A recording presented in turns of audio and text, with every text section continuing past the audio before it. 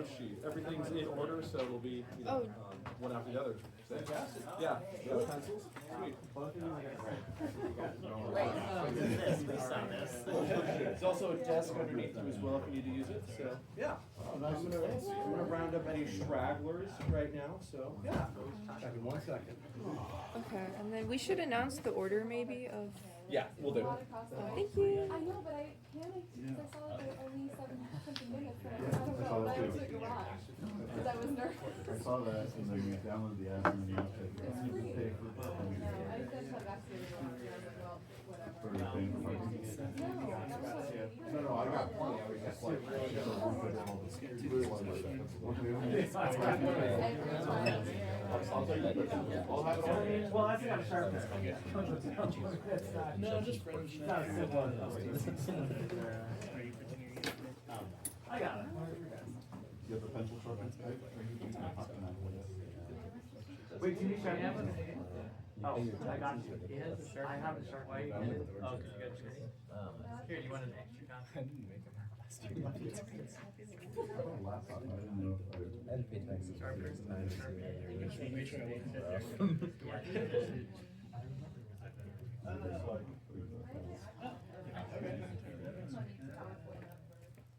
All right, everybody, thank you so much for coming today.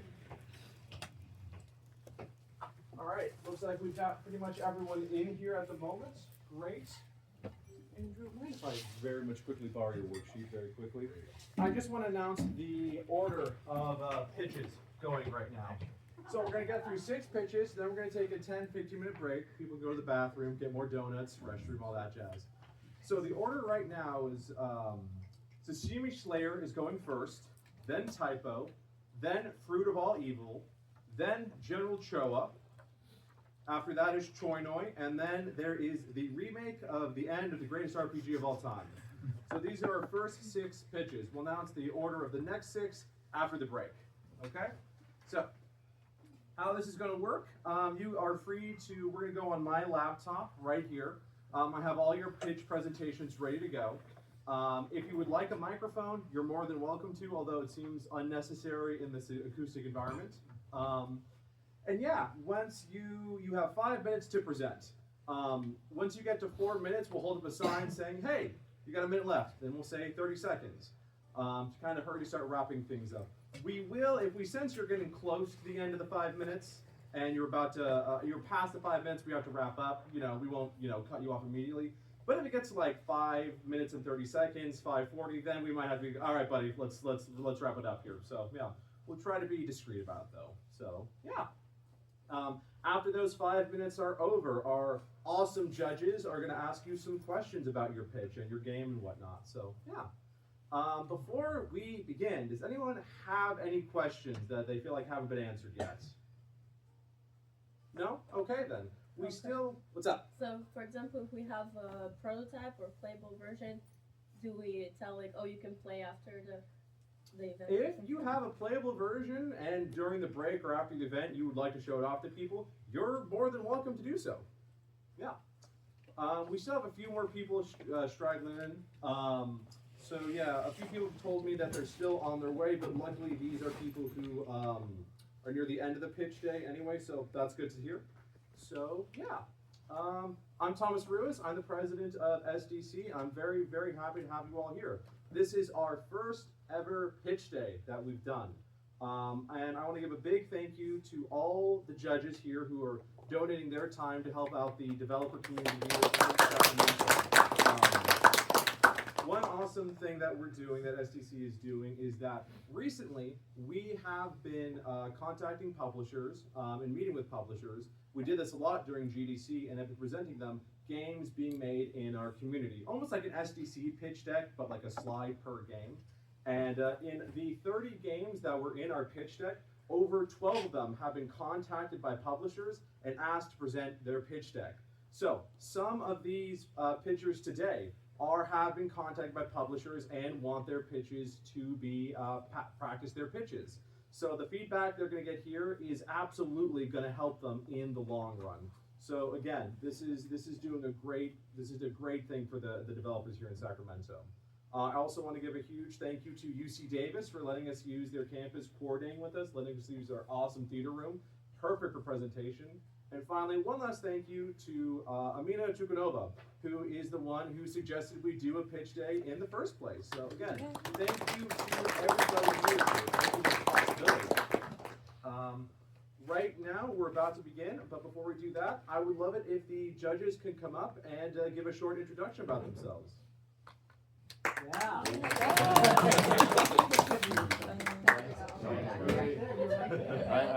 I'm Joe Green. I'm a quality assurance for Azure Games here in Sacramento. I've been in the game industry since 2002, all of it in quality assurance. Started on probably a lot of your favorite games: Ratchet and Clank, Jak and Daxter, Gran Turismo, God of War, Jak and Daxter? Shadow of the Colossus. Yes. I worked on a whole bunch of PlayStation 2 games along with Nick, who's joining me today as a judge. I don't need to. But I also spent a decade working on Star Wars: Galaxy of Heroes, which was a really, really fun experience to work on. I've been meaning to talk to you about that. Yeah. I know, I think I've been that before. But yeah, really happy to see all these ideas, and I also have a t-shirt. I brought a bunch of Azure t-shirts that There's like stickers too. and some stickers and some QR codes for our recruiting page. But yeah, happy to be here, and look forward to seeing all these games. Cool. I feel like I'm tall enough now.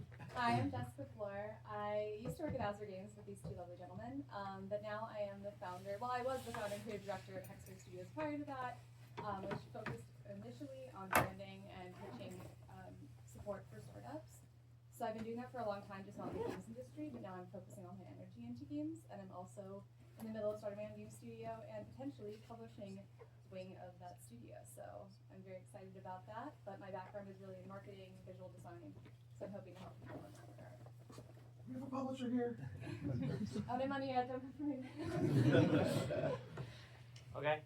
I'm Nick. Hi. I used to work at PlayStation with Joe for many years, 7 years, longer than he did. He defected before we all got laid off.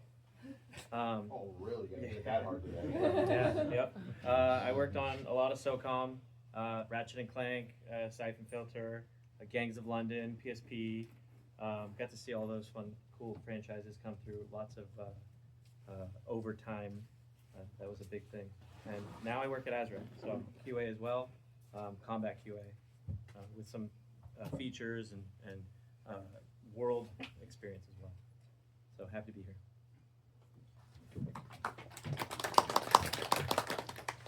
Hi, my name is Don Bellinger. I'm an indie developer. I've been in games for about 15 years. The last 10 have been as a full-time indie developer, which is like hit and miss, to be honest.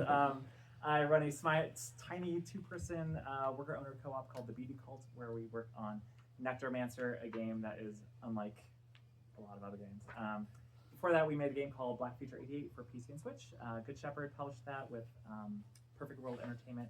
I kind of got to learn a lot about publishers. I worked with them kind of in a number of ways, both inside and outside of publishers. And I now see kind of publishing as, or working with publishers as like a method of last resort, to be honest. So we actually found our work with working on and consulting on other indie games. I got to play a key role on RimWorld, including the Anomaly DLC last year, which for 2 days was a global top seller on Steam. So that's probably the first and last time that will ever happen for me, but that was very cool. I also get to see a lot of projects in lots of different stages. I've been part of Gameheads Oakland for a very long time, since the beginning. First as a volunteer mentor, and now I sit on the board of Gamehead Studios Fellowship. And I also work for the Vlanders Audiovisual Fund in Belgium, which actually, as a coach, where I coach Belgian indie developers and help them make their game better. So I look at things through a gameplay lens, and I mostly spend my days writing a lot of code, but also do VFX and art and sound and everything, but I look at gameplay first. It's really nice to be here. Thanks. Thanks to your projects. Hey everybody, Andrew Davis. I've actually been working with SDC since roughly got started. I've been a production manager and environmental artist and prop artist and all this kind of stuff. I have my LinkedIn. I'd recommend go checking that out. I don't want to waste any more people's time. Thank you. Awesome. Again, thank all the judges, everyone here. Okay. One quick thing about presenting. Sashimi Slay will go first. Over that typo, we'll call you up. Please don't jiggle this too much. It's loose, and there's a ledge right there. So just please be aware of that. So yeah. With all of that being said, Sashimi Slayer, are you ready? Yeah. All right.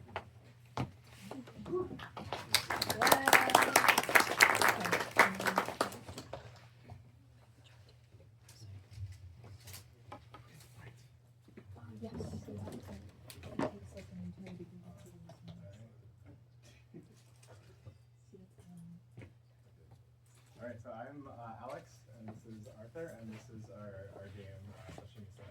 And so this is an alternative controller rhythm game that uses this martial arts sword that we modified and added some things to. And so throughout the game, you are aiming the sword around, opening it to slice these fish and this kraken which is attacking you, and then you're using these switches to parry and block the enemies of the corresponding types. And so I'll let Arthur give us a little demo here, and he's going to get started and try to do his best to slay the kraken. How loud do you want it to be? Not very loud.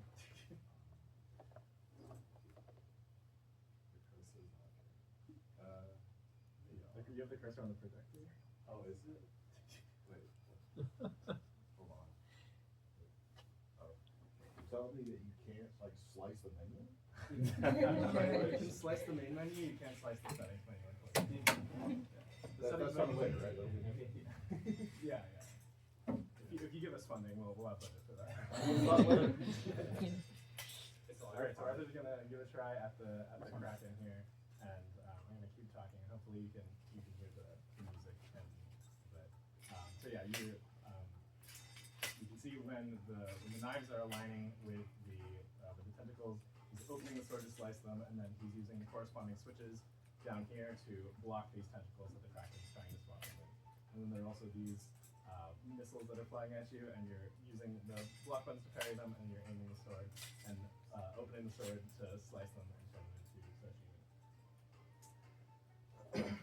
And so last month we were exhibiting this at All Control GDC, and it had a really good reception, better than we could have imagined. We had several hundred people play our game throughout the week, and whenever the expo was open, we had a line continuously at our booth, which wasn't really something we were prepared for initially. This was just sort of a student game that we were working on for a project.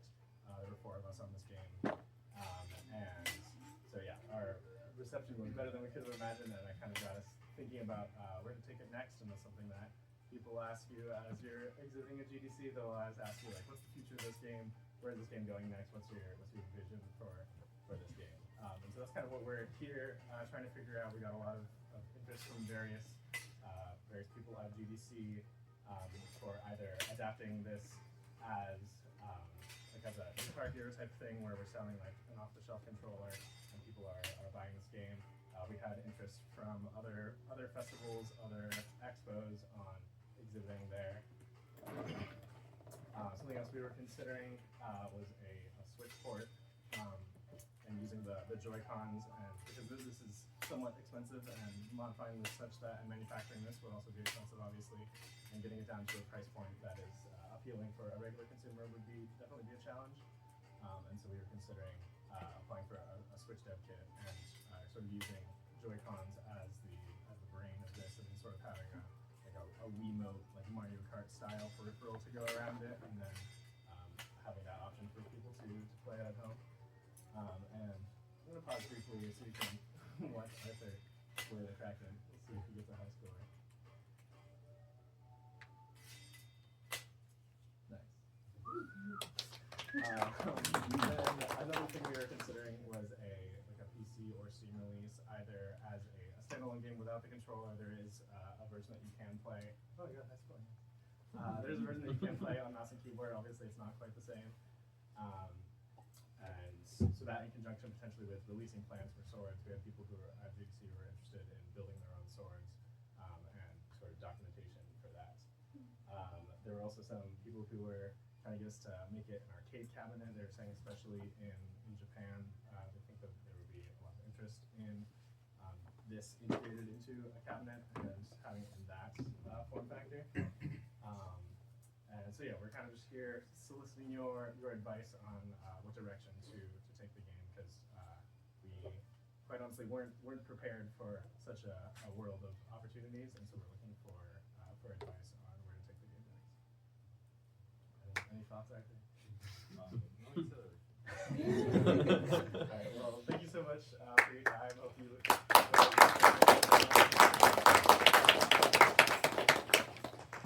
Tom, would you mind bringing up the lights? Yeah. Oh, and would you guys prefer more lights during the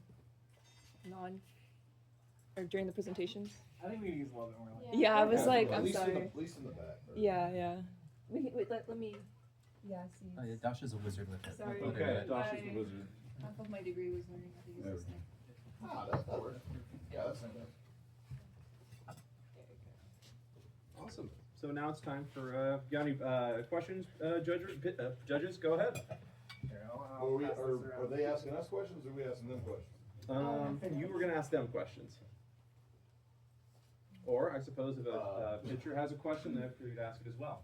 So what specific advice could we what specific advice would you be most interested in? Overall, I think this is a fantastic project. I think your presentation is outstanding. I actually really like that you had someone playing while you talked. I think that's fantastic. I love the whole concept, as you mentioned, immediately saw Guitar Hero.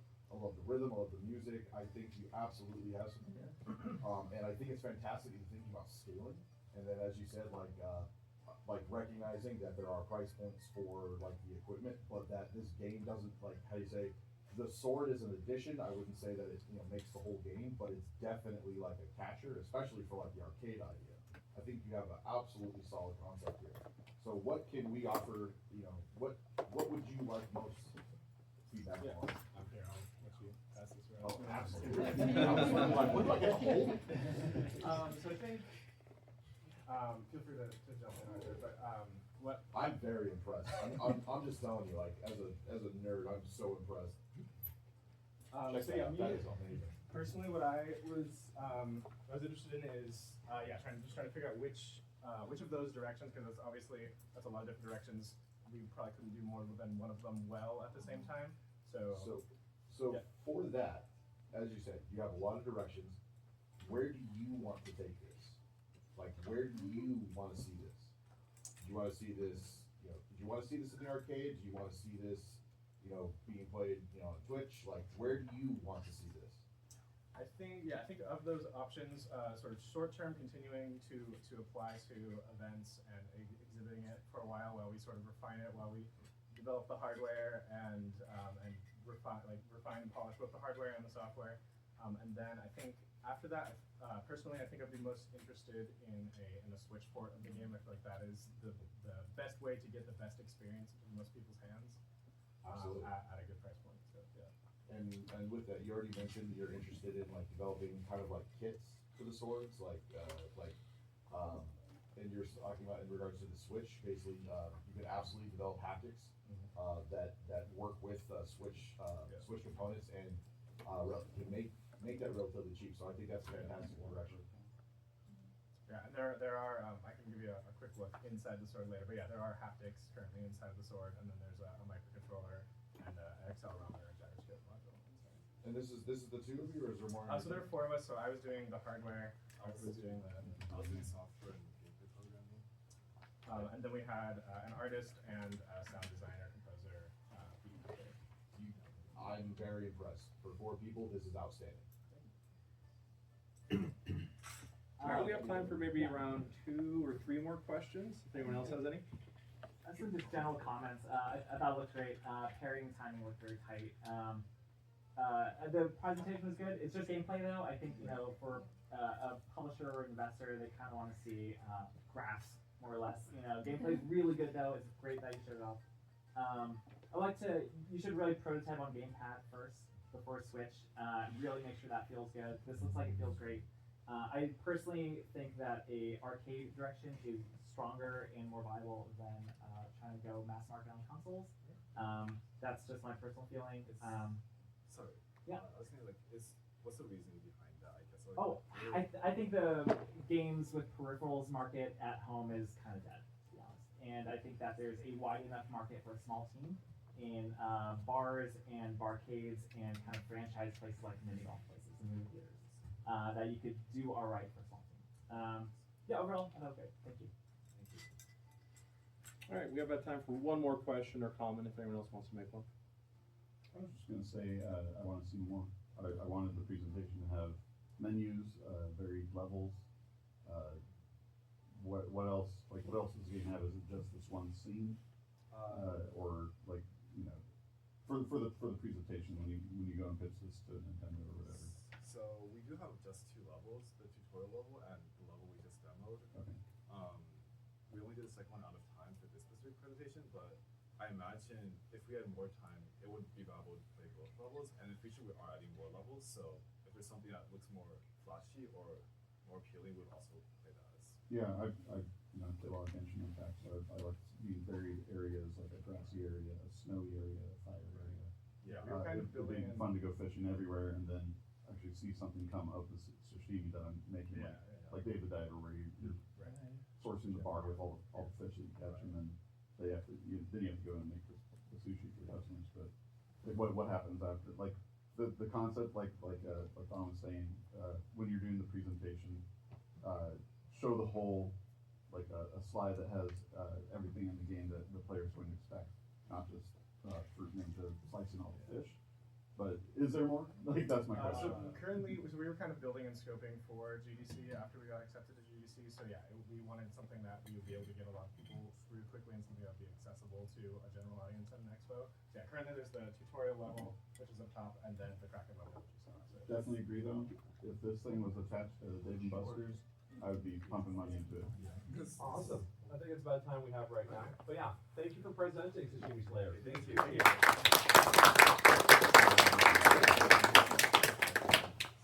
Tom, do we want to make the Up next, laptop we switch? have typo.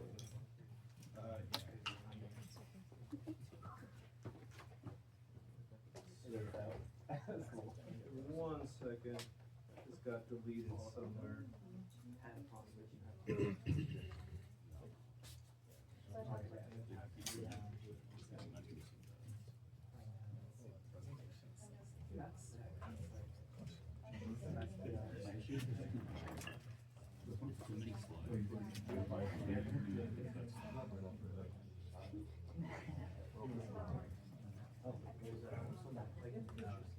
I actually have to of course, because he decides to log me out. That's exactly. No, it's okay, I got it. It's good. Do you need audio for your presentation?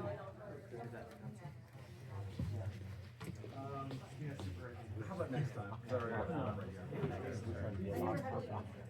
Thinking maybe one more.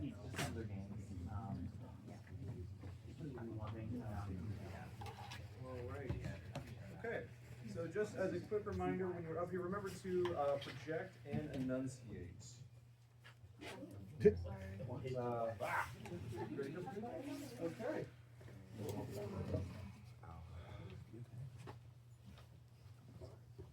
Hello everyone, my name is Amina. This is my game Typo. I'm pitching it for the first time.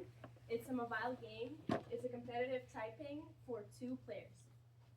Let's talk more about it. It is a super casual game. It's super easy. It only has one mechanic. You have to type super fast and you have to mess up your opponent's typing. You can mess it up by typing in their typing space, or you can use boosters such as fade out their keyboard or shuffle their letters on their keyboard and many other boosters. For monetization, I'm still thinking between 2 things: one-time purchase or play for free and see ads and buy add-ons.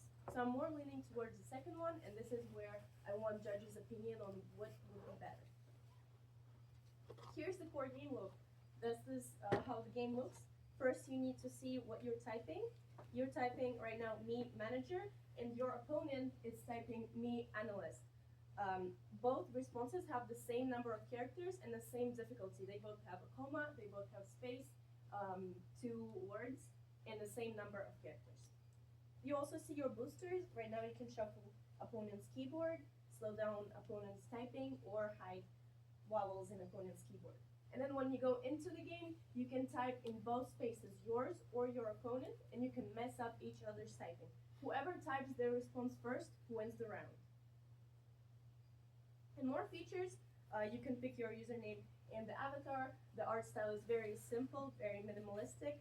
I want it to be a simple, hyper-casual mobile game, but with aesthetic. And also there are different themes, and I'm thinking that 2 of them will be free, and then the next ones you can unlock for 99 cents, which I think would be a perfect monetization model. And here you can see all the current boosters that I have in the game. It's 4 of them: shuffle opponent's keyboard, fade out keyboard, slow down typing, and hide vowels. And here's the timeline. I actually started this game last month. I was in charge of doing design, UI, and art, and then I hired a programmer to help me with coding. In May, I'm planning to add more depth to the game and polish to see if something's not working, or maybe redesign some of the game mechanics. And in June, I'm planning to focus on marketing and testing, and I want to release Typo in App Store and Google stores in July. Here's some games that are similar to mine. You can see that all of them have more than 100,000 downloads, or even more than 10 million downloads. And they're very similar to mine, but there are multiplayer with more than 2 people. And a lot of people complain that they feel like it's too easy because other people, they type too slow, or they might be from different countries and they don't know how to type in English. But in my game, it's only 2 players, so you pick your own opponent. You can play with your friend, or maybe you can play with your buddy from another country, but still you know their typing skills, and it's only 2 players. And here's what I want from publishers or sponsors. I want feedback, and I really want mentorship in how to publish in App Store and Google Store, because that will be my first time doing it. And I'm asking for $3,000 for programmer's fee and marketing. I will spend it on hiring, or paying the programmer that I already hired, and on Meta and Google advertising. And for marketing and distribution support, I would like more advice and mentorship as well. Thank you.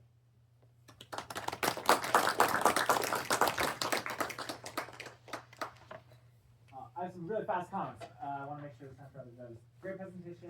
I think you're going to need more time to iterate. This seems like kind of a novel game. There's a lot of online multiplayer features that are going to be really hard. If you're doing things with a keyboard on a mobile phone, you're going to have to use an asset or code it yourself, which is tremendously difficult. Yep, you should ask for 20 to 30K. Really nice. Thank you. Yeah. The programmer that I hired already did a custom keyboard and a playable prototype. Wonderful. That's great. What do you need us for? So for advice in first monetization, what do you think would be the best model? Pay to play? I mean, buy one time and then play for free, or have ads and unlockable add-ons? Who's your target customer for this game? Hyper casual mobile players. I guess like when you were explaining it, it almost sounded like you were playing in live time with somebody else. I was imagining it almost like a game. What's that flip up on your head game where you guess the words? Heads up. Heads up, yeah. I feel like I could see people playing this in real time with each other while they're waiting to do something. Yeah. More as a challenge. But with that in mind, I think it'd be really interesting to explore the option of doing this as potentially a family game. With that, there'd probably be some balancing issues, and that a child cannot probably, maybe they can type as fast as adults now, I don't know. Yeah, These phones it's are on the good. phone. It's It's There on to have some way to have just like balancing if you wanted to play with someone you knew was going to be way faster or slower than you, so it felt like a fun competition. If you mind me adding to that, yeah, actually, as I was looking at this, I was thinking this is a fantastic opportunity for just interactive education. Basically, this is absolutely something that even myself, as I'm trying to work on my typing and grammar or things like that, I think this would be a fantastic platform to aim more in the, as you said, like I would agree that I think as kind of like a casual play game, I think there's opportunity for that, but overall, like kind of the education route, like in regards to just this, I think this would be a fantastic thing for in that realm. People that kind of very similar to what is that, Brilliant, or the games that they're coming. I forgot. I think it is Brilliant. Yeah, Brilliant. It's like where it's help kind of boost skills in a fun interactive way. I think this absolutely can fit in that vein too. Thank you. And with that, I have a question then. Should they make a version for computer too? Because computer typing skills are more valuable than just on your phone, using your thumbs. Because for educational purposes, typing on your phone, I don't think will be very effective. I think Should player we do- versus player typing games that are playable on computer or browser are going to be really fun. Thank you. Awesome. We have time for around one or two more questions. If you want to ask something, or the judges want to ask something. Yeah, I worked at Leapfrog for 5 years, so I'm very familiar with educational software for kids. This is definitely something that would help them learn dexterity training as well as phonics. You can make a separate version of this. You can have an adult heads-up style version, where you're waiting in line at Disneyland for an hour, play with your friends, everyone sees you playing it. That game got super popular via word of mouth of people waiting in line at theme parks. I could totally see this doing that. My question was, is this real time? Is this server based? Are you going to be using AWS or a similar cloud-based service like Nakama for hosting the connection between the things? If you're going that route, you're going to need to look into like Google Authentication or Apple Game Center. Yeah, that's what I need mentorship in, because I never ever released a multiplayer game for mobile, so I have not a lot of experience with that. Yeah, I'm curious how you plan on doing the peer-to-peer connection for it, but yeah, it would be really cool to be. I go to Disneyland a lot and other theme parks, so if I'm waiting in line, I see people playing heads up all the time, just draining the batteries, and if you make sure this is a dark mode as well, so it doesn't drain the batteries. But yeah, it definitely I wrote down Leapfrog because this could be an educational game as well. Cool, awesome. Any one last question? I have one thing. Go ahead. Can you go back to that first slide? This one? Yeah, I didn't read anything on this slide. You were talking so fast, I couldn't keep up with what you were saying and then trying to read this. I'm not sure that I want to look at this at the same time. I want to hear you kind of tell me about the game. I don't know if like that last picture we were on that showed the three images would probably be a better image to talk over. That was my first take. I didn't know where to I couldn't write anything down because I had to listen to you, but then I couldn't read the screen because I wanted to listen to you. So that would be my feedback, is like how you started the presentation. Maybe work on that a little bit. Okay. Yeah. Thank you so much for One, coming back. one small piece I wanted to add, and judges, please double check me on here. I believe there was, I think you double backed on what was the booster abilities. I would recommend just, it's not a massive thing, but just a tiny little piece of advice, double back as little as possible. Okay, thank you so much for Did your. we answer the monetization question? Yeah. Okay. Thank you for checking it out. Awesome.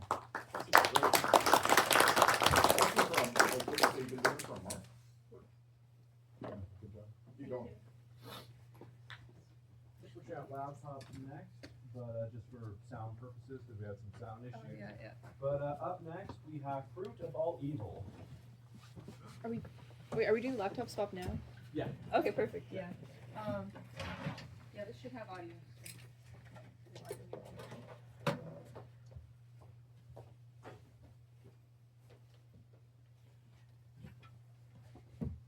You have a mouse on your laptop?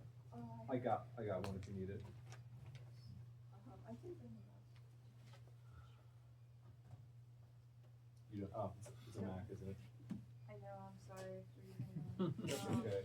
okay. We can always do it later. Are you guys using fine without using a mouse for now? You have a mouse. Trackpad. Apologies. Yeah, I'll whip out my mouse.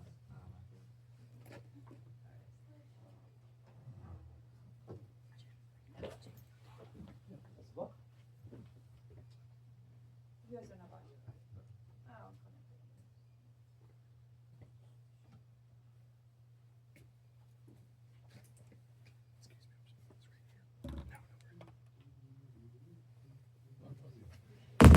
Oh, I'm connected. Okay, okay. I'm awake, I'm awake. We can test Yeah, this it's first. okay. Drink and. Oh, well, that's just your wallpaper. Oh, I know. Is this a Van Gogh or Monet? No, it's some artist kind of big. I was gonna say, like, I play an oil painting game.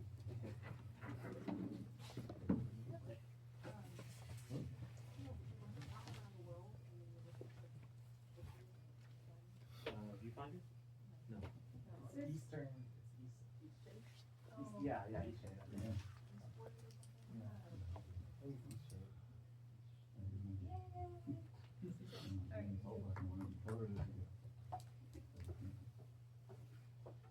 Okie dokie, fruit of all evil.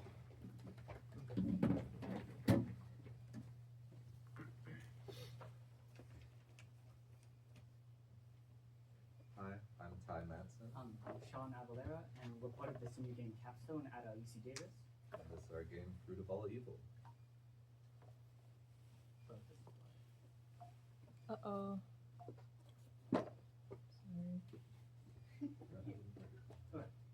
Our game begins with Danny Pilgrim, a humble mortal fruit stand owner who sets on a journey across hell to deliver a fruit smoothie to Lucifer. Accompanied by their guide Virgil, they must go through the 9 circles of hell and serve a wide variety of picky sinners. So, our video game is essentially a food management simulation in hell. Kind of inspired by Dante's Inferno.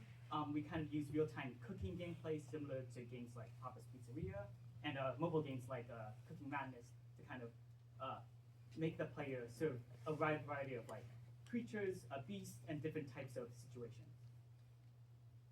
We're part of a 3-part team. I'm the programmer, Sean's the writer, and we have our artist friend James. We started this game in November of last year with an early prototype that you can see here.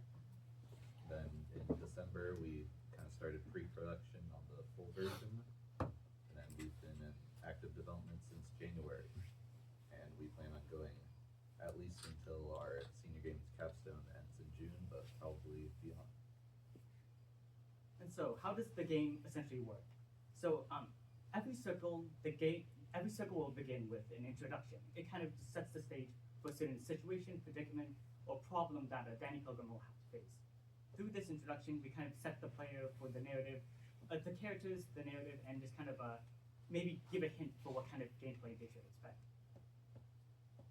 Then after that introduction is our core gameplay, which is at the fruit stand, where you're giving different fruits, blending smoothies, chopping, and giving them to customers, and you want to be as efficient as possible to maximize your profits.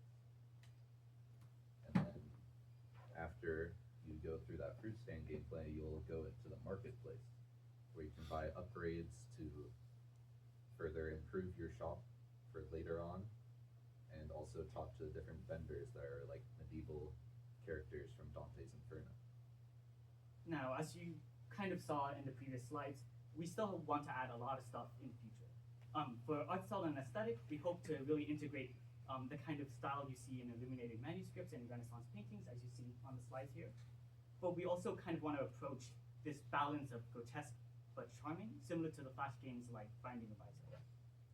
And for mechanics, as I touched on, from the marketplace, you'll buy upgrades for your workspace, and also different special fruits and items to help you along the way. And then we'll also have unique customers and boss fights to help switch up the gameplay. Also with the narrative, we're kind of approaching this with a very comedic, lighthearted sense. But even with the comedy, divine comedy, you might say, we also want to give tribute to Dante's Inferno and the kind of pre-modern figures and stories that were told in that space. In terms of additional logistics, we hope our goal by the end of this spring quarter or June is that we want to have 3 circles completed, which are essentially 3 complete levels that kind of showcase the whole gameplay loop and different experiences. With that, we kind of also want to make sure we have all the central mechanics and systems down, such as the shop system, as well as programming the unique encounters that the player will face. And then beyond June, we want to add additional prop polish and release a free prologue version on Steam. And then beyond that, we want to have a full version, which includes all 9 circles of hell, which we would release on Steam as a paid version. Thank you for listening. And we hope to see you in hell.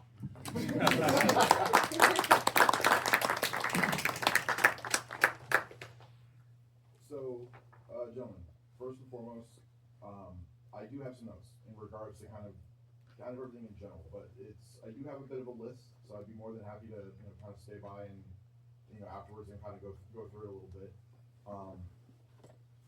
I want to focus on the positives. I think that you guys definitely have a concept in regards to, or excuse me, let me rephrase that. Can definitely see places where this can go. I will be forthright. I kind of felt the presentation a little bit. I'm not 100% sure of exactly what you want this to look like.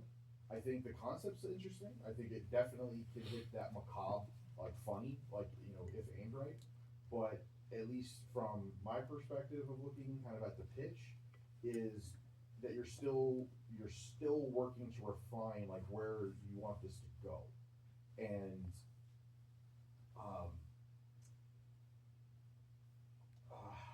right now, like I think that there's a lot of positives. I really like the macabre idea. I really like the idea of like the Dante's Inferno, like going through the levels. I think that's awesome. I think that is a fantastic. I would say that from this presentation, I can't quite see where you're at. How long have you been working on this project?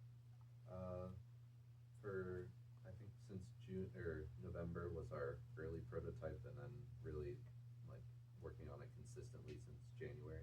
And I do want to make it very, very clear. I'm in no way saying like any like negative. I'm just saying, giving you honest feedback from what I just saw. I get the overall idea, but you know, I would say that the thing that I'm noticing most is the presentation going on. And like I said, I do have some more notes, but I want to leave the floor open, and I'm happy to stay after and talk more about it. Can I ask a question? Can you go back to your team slide? I kind of am interested in your team makeup right now. Alright, awesome. And your artist, I'm guessing, is doing the 2D work? Yes. Yeah. I guess my advice would just be some of the between this. I feel like the presentation should mirror the language of the game and the colors you're using and the style. Because I think your tone and the way you guys are making jokes and they feel like they relate to the way your dialogue works in the game. And that's really strong. But I don't think visually it's quite as defined yet. So I think like when you guys find a really good visual style that works for the game, then take that and bring that in here. Because even this like pinkish gradient in the background doesn't feel very hell-like to me. And I kind of want that humor of like, it's hell, but it's funny. I don't know if you've ever played, dang it, After Party, I think it was called, where you drink the devil, like against the devil in a drinking game. It's really funny, but I feel like that style is very defined, and they build this world around like a humorous hell exploration game. I've been mad if you haven't played it yet. It's really funny. It's pretty short. But I think that's something to kind of lean into and really make your presentation reflect that. I like the idea. I think it's great. What do you do when all 9 circles are released? Like where does this go? How do you do an expansion? Leading comedy and fun art. I thought the clip art was amazing. I love the beveled button up there. It reminds me of 1994. I thought it was fun.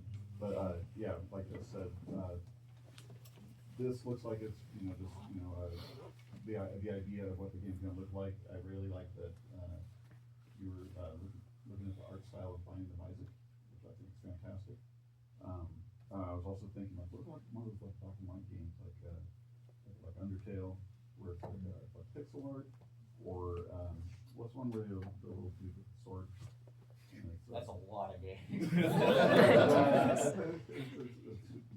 Zelda.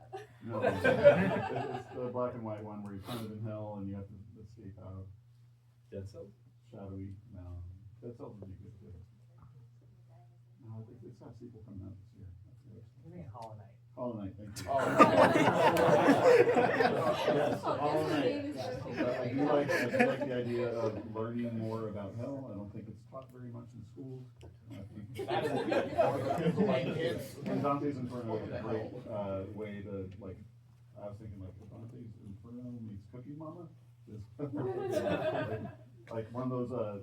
What's the other cooking game where you like order up or Overcooked? Overcooked, yeah, overcooked. Are we doing about 10 more seconds before we Wrap it up.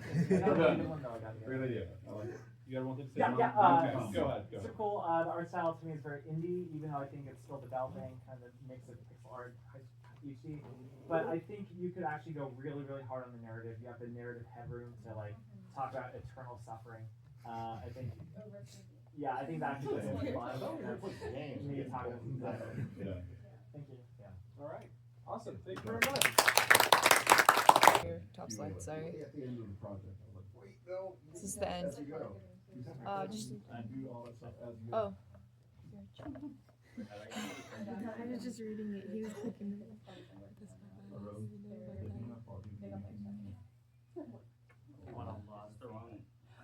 it. Do you need presenter notes? Because I didn't set it up for presenter notes, but we can take a moment for that if you prefer. This looks good. Are you just trying to do a regular slideshow? Yeah. Just press slideshow. Start from beginning. Good to go? Awesome. Hey, hi, I'm Nam. This is Chinoy. I've been working on this game for about a year, and it actually was originally a capstone project here in Davis. So, what is this game exactly? So, you basically are these anthropomorphic money bags called daggies that reside in a fictitious Vietnamese-inspired voting market.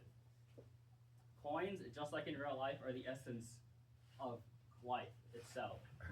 So, they are both the financial success and well-being of daggies. Well, since they are money bags themselves, they need them to survive, not just to pay for their bills or anything like that, but also just to stay alive, to die otherwise. So to stay afloat, they must literally commerce and fight in combat. So what exactly is this game? How does this play? Well, the game is effectively a Monopoly-like RPG where you fight inanimate objects and sell its remains on unsuspecting shoppers in the market on boats. Just on boats. Now, why is it on boats? Well, since Vietnam is typically, there's a very big floating market community there. So since there's no like central trade and whatnot, sorry. Alright, so, but basically the gameplay loop is functions within two main phases. So you have the board phase, which is like traditional tabletop, where you move around the board via dice. You can build stores around the board, make people buy your stuff, and you can use items that you find from fighting enemies in combat. These enemies, you can initiate fights when you land on empty spaces. Sorry. Hey, you're doing great, by the way. There you go. Just keep going. This is awesome. This looks funny. This is really cool. I want to see the board. Right? More. So when you I'm sold on an onion using a shotgun. You're right. You're out. So when you fight with turn-based combat, right? And it's effective kind of like rock paper scissors, where you pick from 3 different actions. Except the hook is that these actions have unique dice that you have to roll, and they'll have different kinds of faces on it. So maybe a dice could have like the standard 1 through 6, or maybe it could have like a weird 8, all 8s, some 7s, and all whatnot. So some features that come with the game are obviously the goods and items that you get from fighting enemies. These can be used for your own benefit, maybe some healing, maybe you can teleport to players, maybe you could just immediately backstab someone, who knows. Or maybe you could even list them in your stores to get profit. Since money is so important in this game and it's the main goal to win, you need to build stores all around the board and try to get your opponents to land on them. If business isn't cutting it through stores, you could also collect stamps all around the board for some quick cash. This is basically one of the main ways that money gets into the economy instead of only flowing it, because the money never leaves. It always passes around people. Now, on top of that, you could even, those dice I was talking about earlier that you would roll in combat, you can augment them when you level up, when you gain experience through selling successfully or beating others in combat. You can use skill points to effectively change all of your dice faces to whatever you see fit. So I have some main influences from Orange Juice and Dokapon, which are combat-like board games as well. With a Monopoly-like game, Top Shop, that also features a store system, except even though they have items that you can buy, you can't actually use the items yourself. So you're effectively just having money spent away to the player, the owner, without any benefit for yourself. So there's no push or pull. It's just all risk, no reward. So that's basically where my game comes in where I think I'm basically trying to make a game where I'm trying to fix those issues that I found while playing those. So my target audience is effectively digital board game fans. I like to focus on them specifically because as I've been trying to figure out how I want to take this game, I've noticed there's a lot of concerns with these games. There's just not really any of these games. So I would like another one that's more in a modern year release date rather than ones that are all back in the 2010s. Unfortunately, I can't show gameplay because it's too long. So, Show part of it. okay. This is just a few of my friends playing together. Wait a minute. Time. Have fun. No!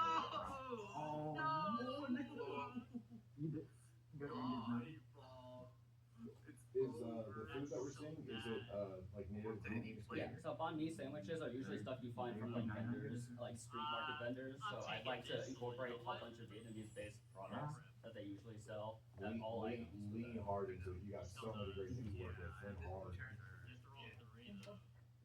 You too. Oh hell no! Get away from me! Step away. This is like a scuffle trying to.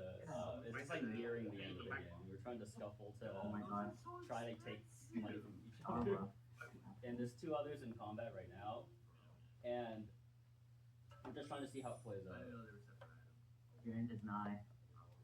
I'm gonna have to skip through it. So I've actually already showcased this at multiple showcases. One being at the CDM showcase here in Davis, and the other one at the Crocker Art Museum back in January at their game night. So we've had so these are just a few quotes of them. So I've been working on this game for about a year right now, and right now I've been focusing heavily on the vertical slice of it to make a complete session playable with a solid enough idea of how the game will function without having too much extra content, regardless about that. I'm hoping to eventually release a Steam demo within the next few months. Hopefully adding more extra features like online support, as this game currently only works locally, and effective extra boards as well, just to have more variety. So for publishers, I'm looking for support for additional funding, marketing, and hopefully influencer outreach, because I feel like if you're able to advertise and have streamers play this game, since this needs 4 players to play, you effectively are increasing the amount of potential audience that are willing to try out the game. And localization and porting to consoles would also be a nice touch, but it's not required. So this is the overview of the game. Basically, it's a strategy digital board game where you can fight monsters for items, build stores, level up to augment dice faces, and fight other players directly or indirectly. Thank you.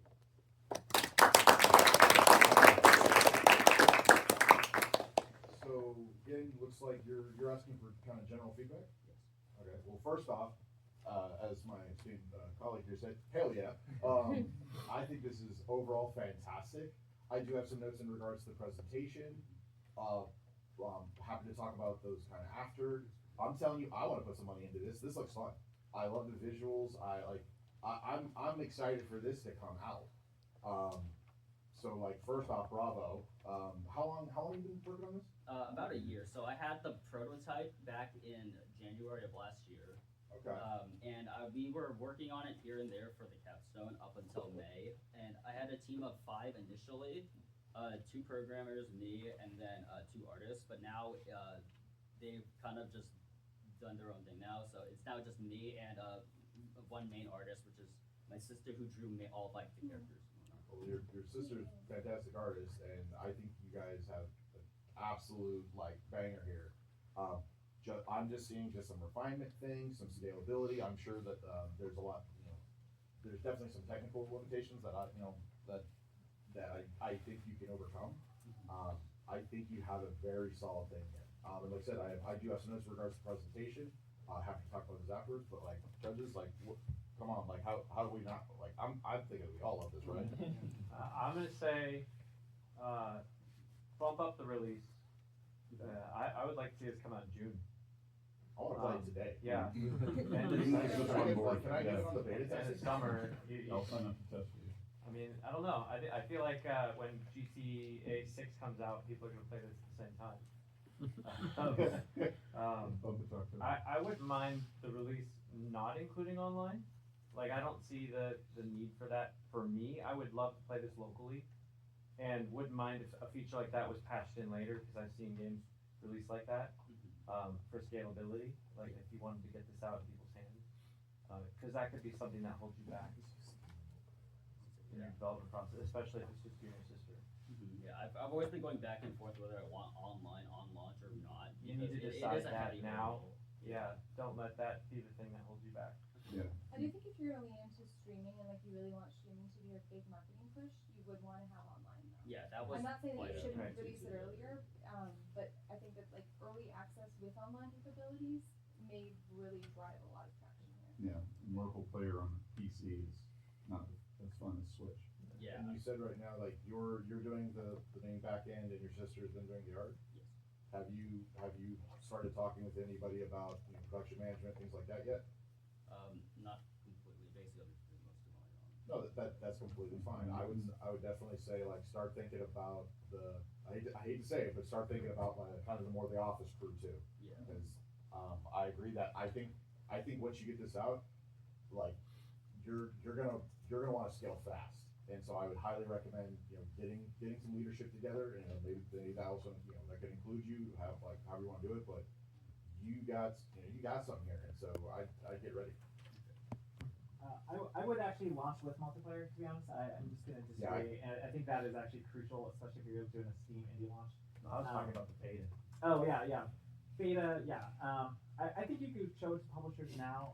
You shouldn't ask publishers for marketing money. They're gonna have their own marketing plan. What you really need is money to pay yourself and your sister or whoever else you need. And I think you should look at kind of going big along with it and trying to get this thing with into production with the publisher. Yeah, I worked on Kickstarter. This will get back. Oh yeah. Yeah. I got money lined up right now. I got 20 on it. But yeah, I loved it. Beautiful slides. It doesn't even matter if you were nervous for any of the presenters here. We're all buddies. We're all in the Discord together. We don't just talk to us like we're having drinks over at one of our like monthly SDC drink up events. I love the board. I love Mario Party. It's one of my favorite games. I like leaning heavily on that.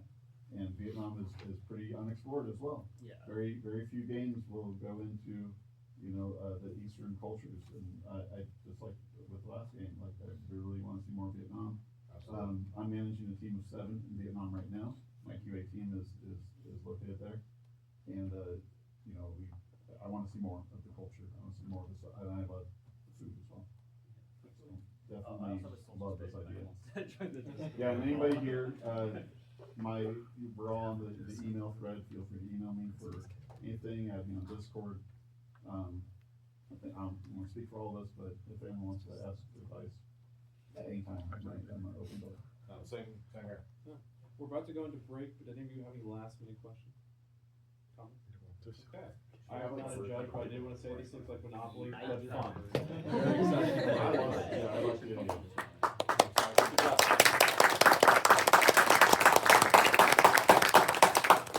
Okay. Because not only are you figuring out how this works, but implicitly by looking at these remake materials, you're discovering how the game was made. You're discovering how it was developed, and the story of how it all fell apart. I would show this trailer, but we don't have time, so I'm just going to skip past it. Oop, there we go. The way I've described this to people is it is a puzzle box kit bashed out of the bones of an RPG. You play a fully realized JRPG finale. We have thoughtful combat, puzzles, enemies, and biomes, but they're carefully constructed such that you need to use these remake materials in order to complete them. Utilizing these bonus features, you might discover that one enemy has a weakness to fire, and then find a manual page that shows you your various combos. Cross-referencing the two, you may find out, oh, if I do these moves in a certain order, I can produce a fire effect and defeat this enemy. Something you would have known if you played the first 99 hours, but because you're starting at the end, you need to use these materials to figure it out. Furthermore, there's this larger mystery to solve. Not only is deduction used on the smaller scale, but also on the broader scale of as the game continues. At any point during the game, when the player presses the off button on the menu, they take themselves out of the remake and into this meta layer of the game. You're playing a game within a game. There you'll encounter this maze that you need to navigate using clues from the original RPG that gives you hints as to what might be going on here. For example, we see this clue on the wall that is a combo that you can produce in-game. You know you need to press left, then up, and then right, so perhaps when you find yourself in this maze, you need to go left, and then forward, and then to the right. Ultimately, it turns this into a bit of an Obra style puzzle game where you need to find all these clues and put them together to deduce how to complete this RPG. We've had a lot of success with this game so far. We've managed to get it into the Future Games Show, as well as being featured on outlets like Rock, Paper, Shotgun. And we have about 12,000 current wish lists on Steam, with about 10 to 15 added per day. We have a core team member of 3 people, as well as 2 additional people who have been adding things like the in-game manual art and sound effects design. Myself, I'm the creator, artist, writer, and producer. We have Jacob Dominic, who's our programmer, and then Kyle, who is our composer. We're looking for a publisher for a number of reasons, primarily through funding, marketing, porting, localization, as well as just general support and feedback. We have a couple of very notable things about localization that we would need to go through to match this up with the historical reality of old game manuals and things like that, so we would ideally like to work with localizers directly. Here's our production timeline. We had a vertical slice completed back in June of 2024, and began proper production in about July of 2024. Currently, we are in the later stages of production, working towards our alpha, and if this timeline were to be accurate, would then release in February of 2026. This is assuming a publisher and console launch, so if any of the Kickstarter people see this, this is not me saying the game is actually coming out in February 2026. Here is our funding breakdown. Development costs, about $54,000, and then a number of things we have been quoted when talking to folks. Here are the key takeaways for this presentation, and here's how you can contact me if you want a Steam code or anything like that. We have a demo going out next Friday, so play that. Yeah.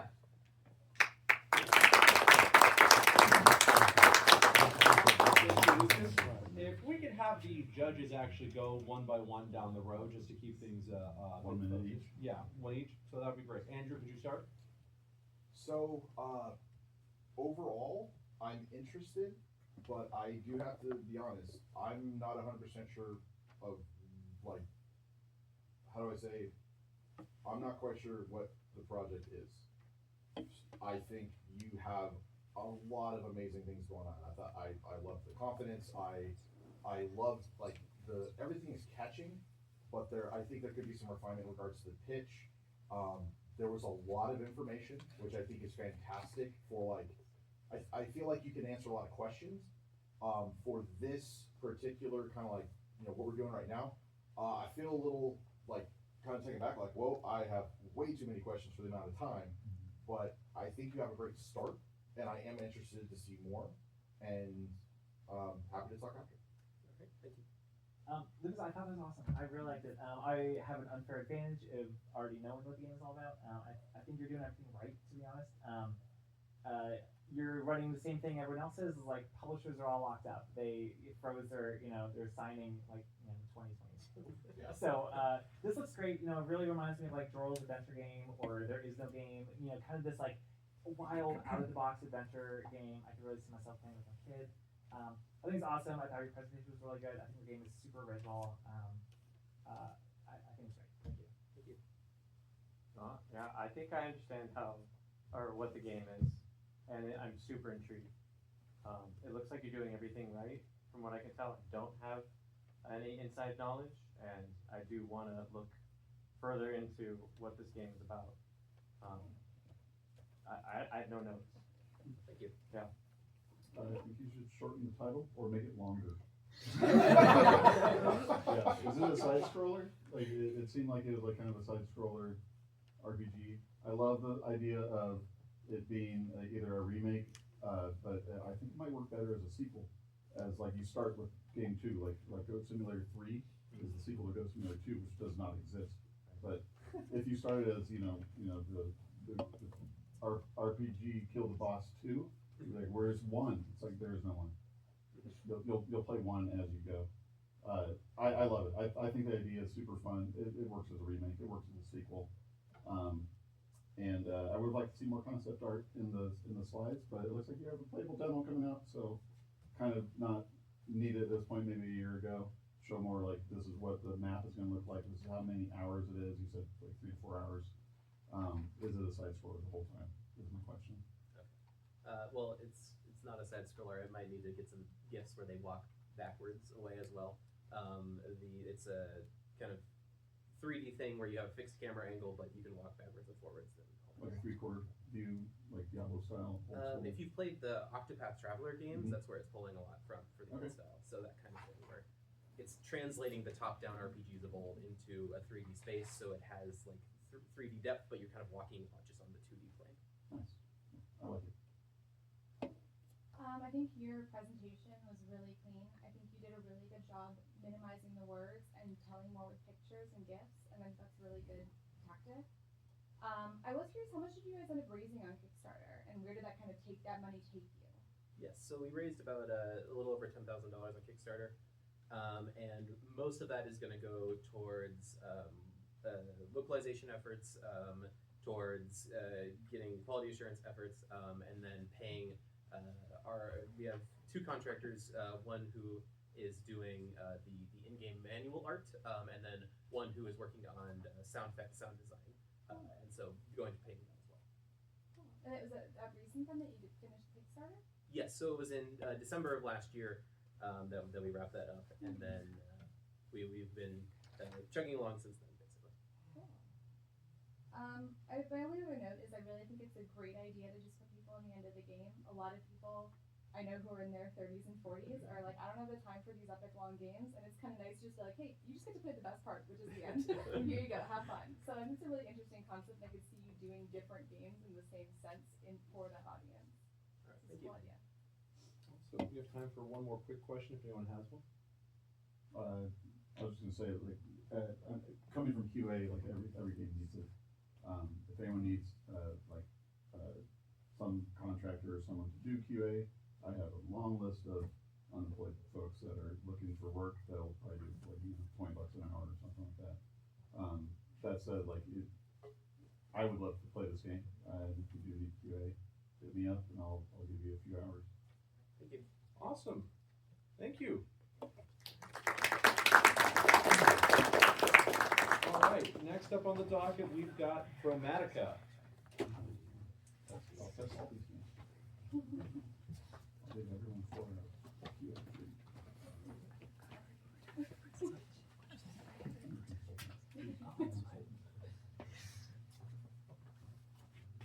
You're right next to the tab. Okay.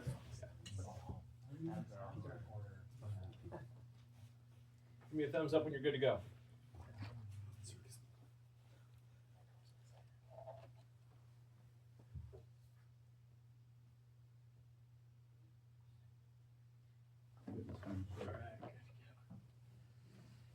All right, my name's Bill Bittner. This is Chromatica.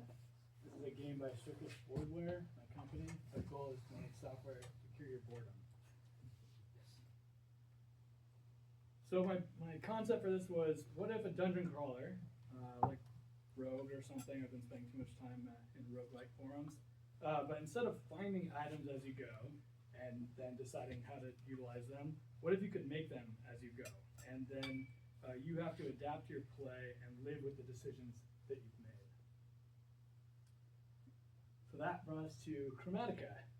This is a game where there's a little concept art I did. You're on a routine delivery, you've crash landed on an alien planet, and now you have to merge tiles, build resources, and fight through the darkness, one turn at a time.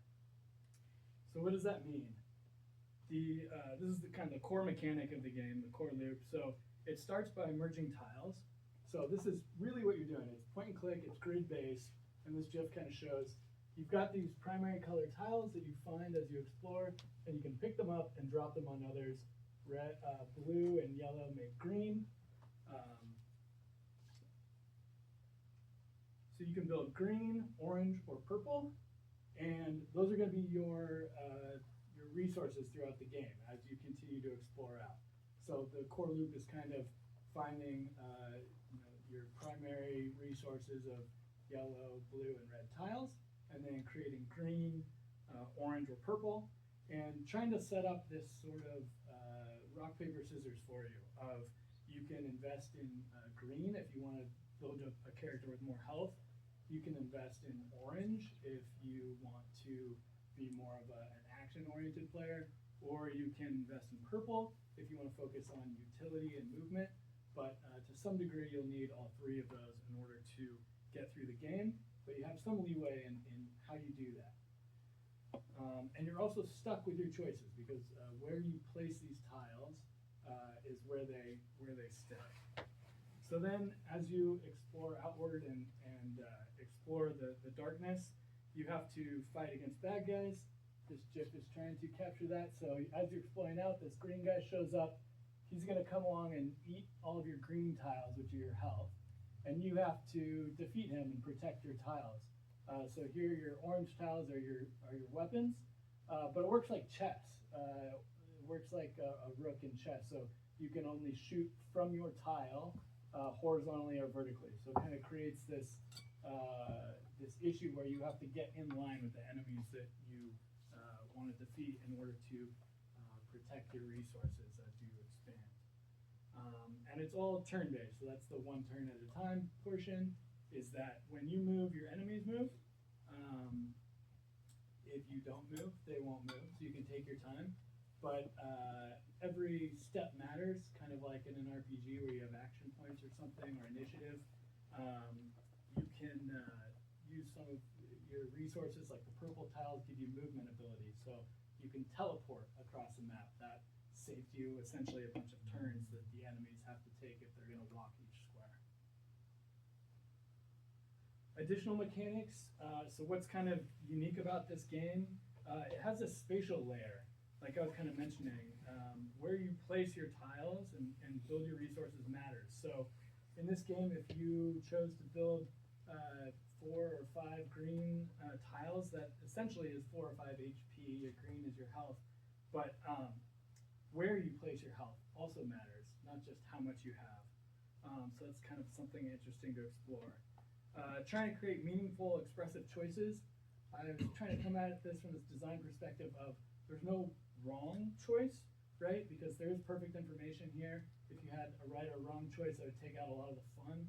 So trying to make more expressive choices where you're going to have to deal with the consequences of the choices you've made, but there's not necessarily a right or wrong one until the enemies show up. That allows you to kind of express yourself. Oh my gosh, I'm so slow. Roguelike replayability. So you're doing fine. The goal with this is create something where it's procedurally generated. Each time you start up your game, you're going to get a new layout of tiles, and you're going to have to deal with those. At a glance, this is sort of an idle, cozy puzzle merge game. We're still figuring it out as we get feedback from testers. The unique hook is I'm trying to make Spelunky, but it's like Minesweeper or chess. The audience is for someone like me. If you're writing, I know they say write what you know. So I'm trying to hopefully coming up with something unique by just trying to make the game that I want. I'm someone who has a kid and a lot of things I have to do during the day. I want something that I can play on the couch, but is a little more fun than your typical match 3. It'll be 25 screens, 7 levels. It should take about 10 minutes to beat a screen, so we're looking at 2 to 5 hours of gameplay, but hopefully a billion hours to master, so you can keep playing it over and over again. We're making it in Game Maker, and these are some of my inspirations. Maybe they resonate with you, both visually and just gameplay-wise. And where we are in development, I made this prototype for a game jam. I spent the last year getting playtesters, and I'm in the process of building it out into a full game. We have a prototype. We don't really have a true vertical slice, and I'll end it there. This is our team. This is me. I'm Bill. Thank you.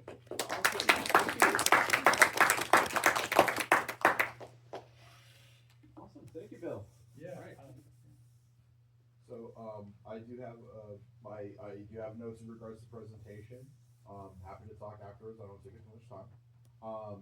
First and foremost, interesting. I really kind of like where it's going. Still have a lot of questions. I think overall the presentation We're kind of a little bit all over the place, but I think you have a solid start here, and I'm really interested to see where you take this project. Thank you. I thought that's cool. I think there's a good market and design fit. I think, you know, where you are at with like, hey, we're at a vertical slice and we're looking for synergistic upgrades. That's kind of stuff I was looking for, and I'm really glad that's kind of like a current focus. Like, I want to see the tiles interact. I want to be able to, you know, make flaming bullets if I shoot it through a torch or something. I think the color matching thing is neat. It feels maybe a little limiting in some ways. Like, why can't there be a million colors? Like, you know, Zomp or, you know, just all the colors. But I think it's cool.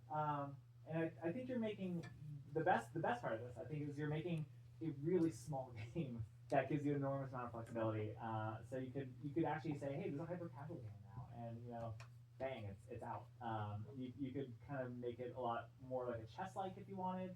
That's still kind of within the scope and kind of capacity that you guys have. I think it's cool. I think it could fit the market. Yeah. Thanks. A lot of text. Again, I don't know why I don't like to read a lot of text on these slides, but I like to listen to you, and it looked like we stopped on that GIF for a minute, so maybe you need more visual aids. Maybe break that down so that you're not waiting for the GIF to animate to a certain point to explain the gameplay mechanic. Summarize as much as you can. I noticed now at the end it says that you guys are dads, and at the very beginning you kind of cracked a joke about the circus boardware. We make software for whatever boredom. Yeah. I thought that was great, and then marry that with the dad thing. Now you've got me. That's very much me. So I love that. Thank you. It's fun. I think we need more puzzle games. I play Candy Crush way too much because it's the only one that's like mind-numbingly stupid enough to play. I like the idea. It reminds me a lot of Minesweeper. I worked on Minesweeper. I think this is a great tool to teach programming. If you ever played the game Time Bomb on PlayStation Portable, where you're defusing bombs, and it uses this nowhere near similar mechanic, but it is like going from tile to tile to thing to thing to the red wire to the blue wire to the green wire. I think this could be used for some type of more variance in the gameplay and not just trying to escape the planet where you don't know where the exit is, you're in the void, and then there's monsters that pop up out of the grass like a Pokemon, and you're like, okay, I just got into a battle, now I gotta click on this guy to fight him. You just click on him, like, I don't know how the attack system works, it looked like it was just one click and he's dead. We could put more variance into that and have it like you can't attack unless you have a sword, you have to go back to the sword tile, and then you got you took away half your point. Like, there's a lot of mechanics that can be done with having the things happen within the move set. If you ever play 3D chess or Machine Strike in Horizon Forbidden West, there's a lot of different mechanics that can be done to make this a super fun game, and I think it could teach programming as well. So leaning towards an educational route might be a good idea you can teach programming with tiles in automation of creating different pathways that like set these things up ahead of time and then watch your guy go and then see if he did the right thing. Yeah. I like that idea. Same presentation notes as the other guys. Way too much text. I'm not reading anything. Yeah. Just show me the pretty stuff and let's move on. Okay. Makes sense. That's my time. I'll get you after. Thank you. I went too long. I'll just cut myself off. All good. Thank you. Thank you. Do you want to say something, Jessica? Yeah, I'll just take 5 seconds. Okay. I was curious if you're focusing more on PC or mobile, because it sounds like the way you're selling the story, you're playing on the couch and have it be hyper casual. Yeah. I feel like it maybe leans into mobile more, and maybe you could just focus your development there, get traction in one place, and if you find we have a lot of users, move over to PC. But even now with things like the Google Play beta on PC, you might skip that whole step. Yeah. And really be able to just make a mobile game. Yeah, that's a good idea. I was doing point and click with the idea that it could eventually be point and drag, so it could be on mobile, but maybe just going straight there. Yeah. Thank you. Cool. Thank you. Give me a thumbs up when you're ready.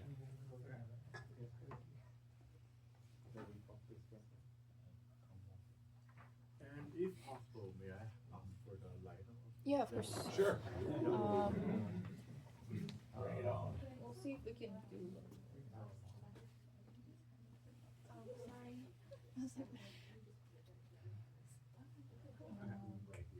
Hi everyone, I'm Xing and this is my project tonight. Okay, what is this? So it's a 3D game focused on transfer feeling or emotion of the nighttime. And the feeling will be mean like for the night is like loneliness or emptiness or like more positive. It could be like mystery or like freedom that everything could be happen at night. And the game will have like different scenes. They will have different experience and they will go through different character and play have different gameplay. And after all, I wish the emotion and feeling will be provided. And that enough text, I will directly show the game. So you can see you can click the item on the menu and you'll be leading.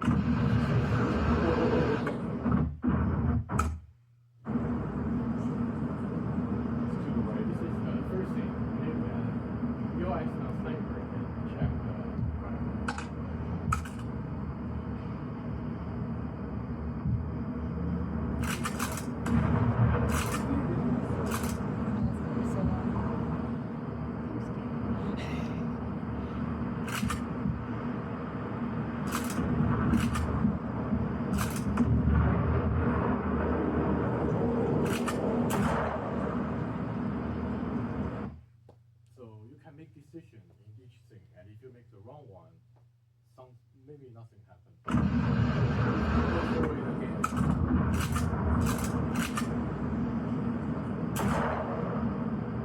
This time we should tree, so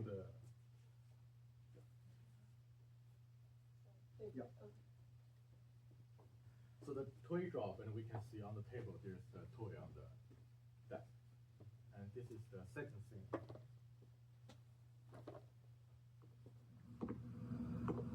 When you go through an alley that you can explore at night.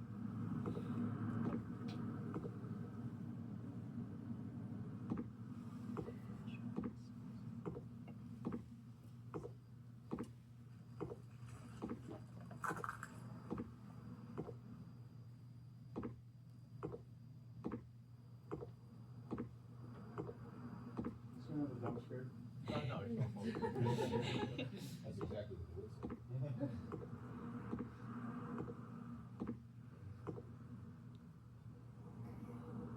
So you make another decision in the second scene, and as a result, we will need to be number. Yeah, you can see there's a photograph on the table. And based on limited time, I will just go through maybe the most complete scene for now that I enjoy. Remember the toy we explored in the first, the war file thing.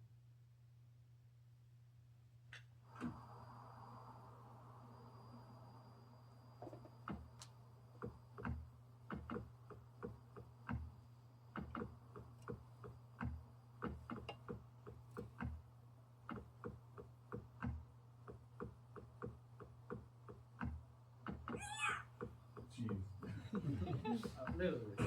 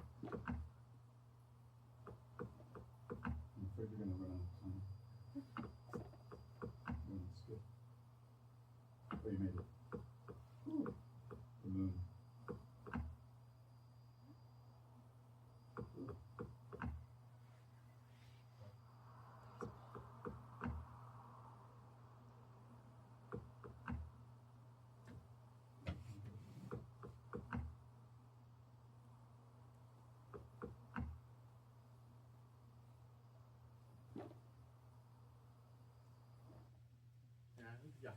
So that's the feel of the scene for now, and I think I'm done. Is that your pitch? Yeah. Okay, thank you.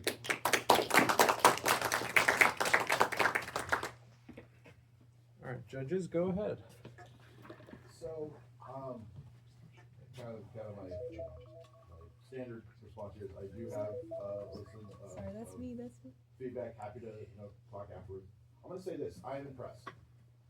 Overall, I just saw several different games mashed into one. I believe I see where you're going with this in regards to. I think I see what you would like to do. I will say this: you're biting off a lot, but I am impressed with what you have so far. I think there is like potential, but I am interested to know in what do you plan to do with this game? Is this something you want to release? Is this something that is a passion project?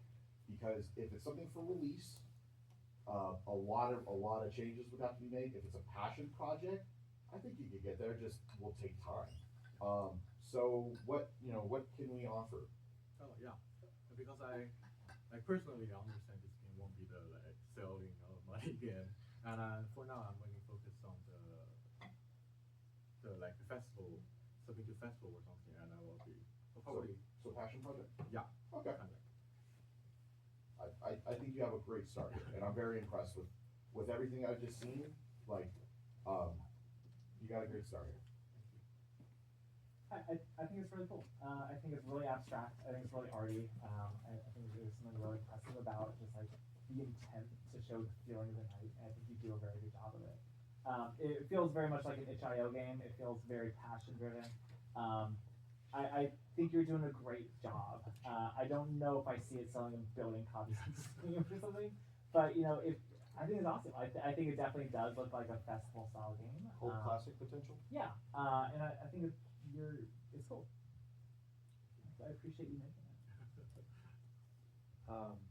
Yeah, I was a little bit confused about the game at first, and then I started to understand a little bit as it went on. I would say presentation-wise, you didn't speak about a lot of the things that the other presenters did, the cost of development, how long you've been working on it, what your goals were. We had to ask. The video was long. Outside of that, it looks interesting. I kept getting QA training video vibes. Like I just remember being a budding QA guy, and like this was the type of stuff like that parkouring area. That I love that. So like that resonated with me. Gameplay. I thought the concept was confusing. I didn't understand until like oh look, all of a sudden the photo disappeared. I'm like, wait, what? It seems like kind of paranormal, and lead into that like what is the story? Like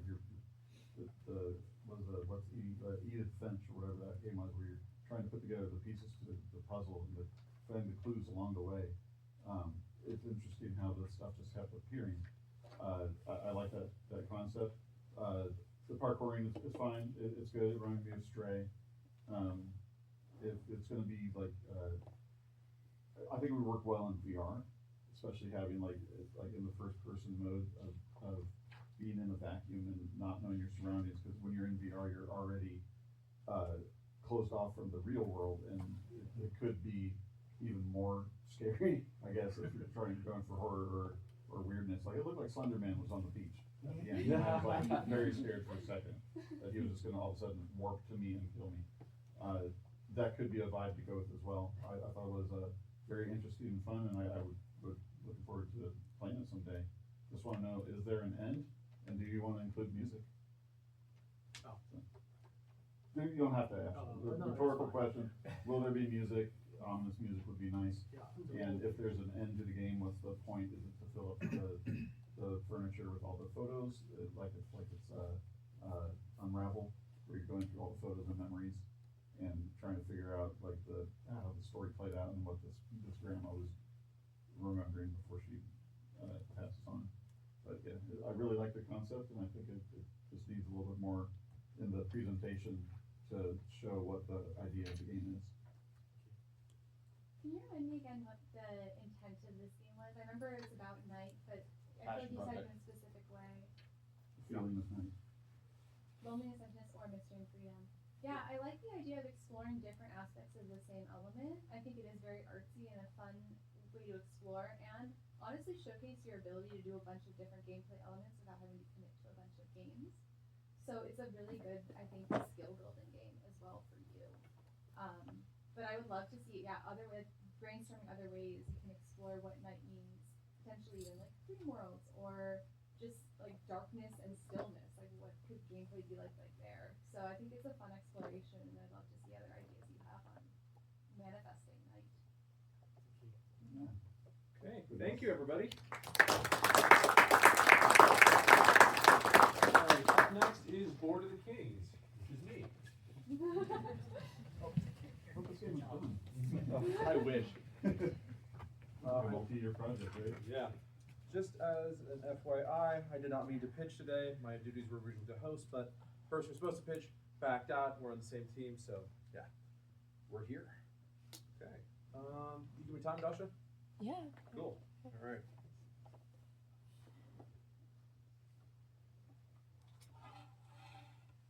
Okay, so every turn-based RPG gets compared to chess at one point or another.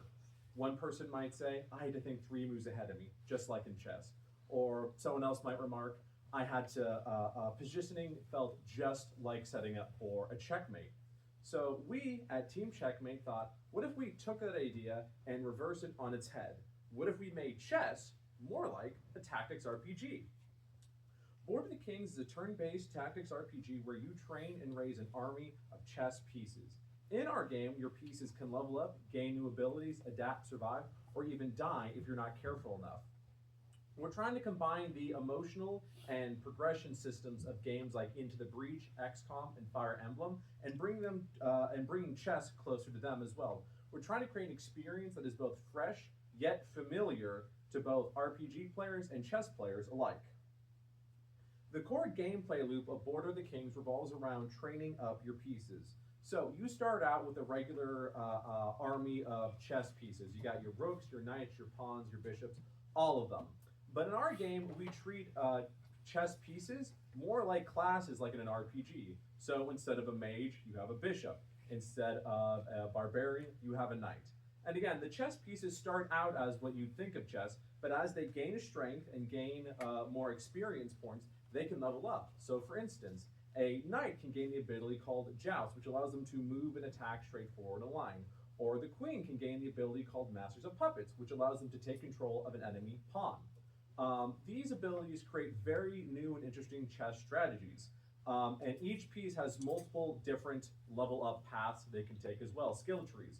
So each piece is unique and independent of each other. They even have names, and we do plan on having them develop some rudimentary personalities. Also as well, our battle arenas are not the static 8x8 chessboard. Our battle arenas have many different shapes and sizes and many different environmental hazards. So with our dynamic piece placement system, no 2 matches will play the same. The story of Board of the Kings, you take control of Evander McGalloway, one of the princes of Kataris. After the death of your father, you and your brothers begin to squabble over the kingdom. You can train your forces, forge alliances, and face off against your eccentric family in this fun, lighthearted comedy adventure. One of the unique selling points of Board of the Kings is our persistent and evolving armies. Unlike most traditional chess games or chess variants, in Board of the Kings, your army persists across battles. So if you lose a piece or gain a piece during a battle, that piece is with you for the rest of the game or without you for the rest of the game. So you're not just playing battle to battle, you're building a force across matches. This helps, much like in games like Fire Emblem or XCOM, this helps players develop a relationship they have with their individual pieces. And again, as pieces can get more powerful, they can gain new abilities, more health, and become more individualized. Another unique selling point of Board of the Kings is our dynamic chess-like strategy.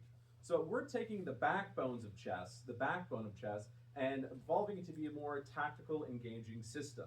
We're reimagining regular chess mechanics. New abilities mean new ways to control the board and new ways to interact with previous ways of going with chess. We have no static openings. no strategies to memorize, like an old chess. In our game, it's going to be up to players to think creatively and think ahead in order to conquer their battles. Chess has been raising massive popularity since 2020, and strategic RPG games market is growing every year by around 7%. On the other hand, classic game twists, like twists on tabletops, are a really hot topic right now. So we are on the intersection of those three growing markets.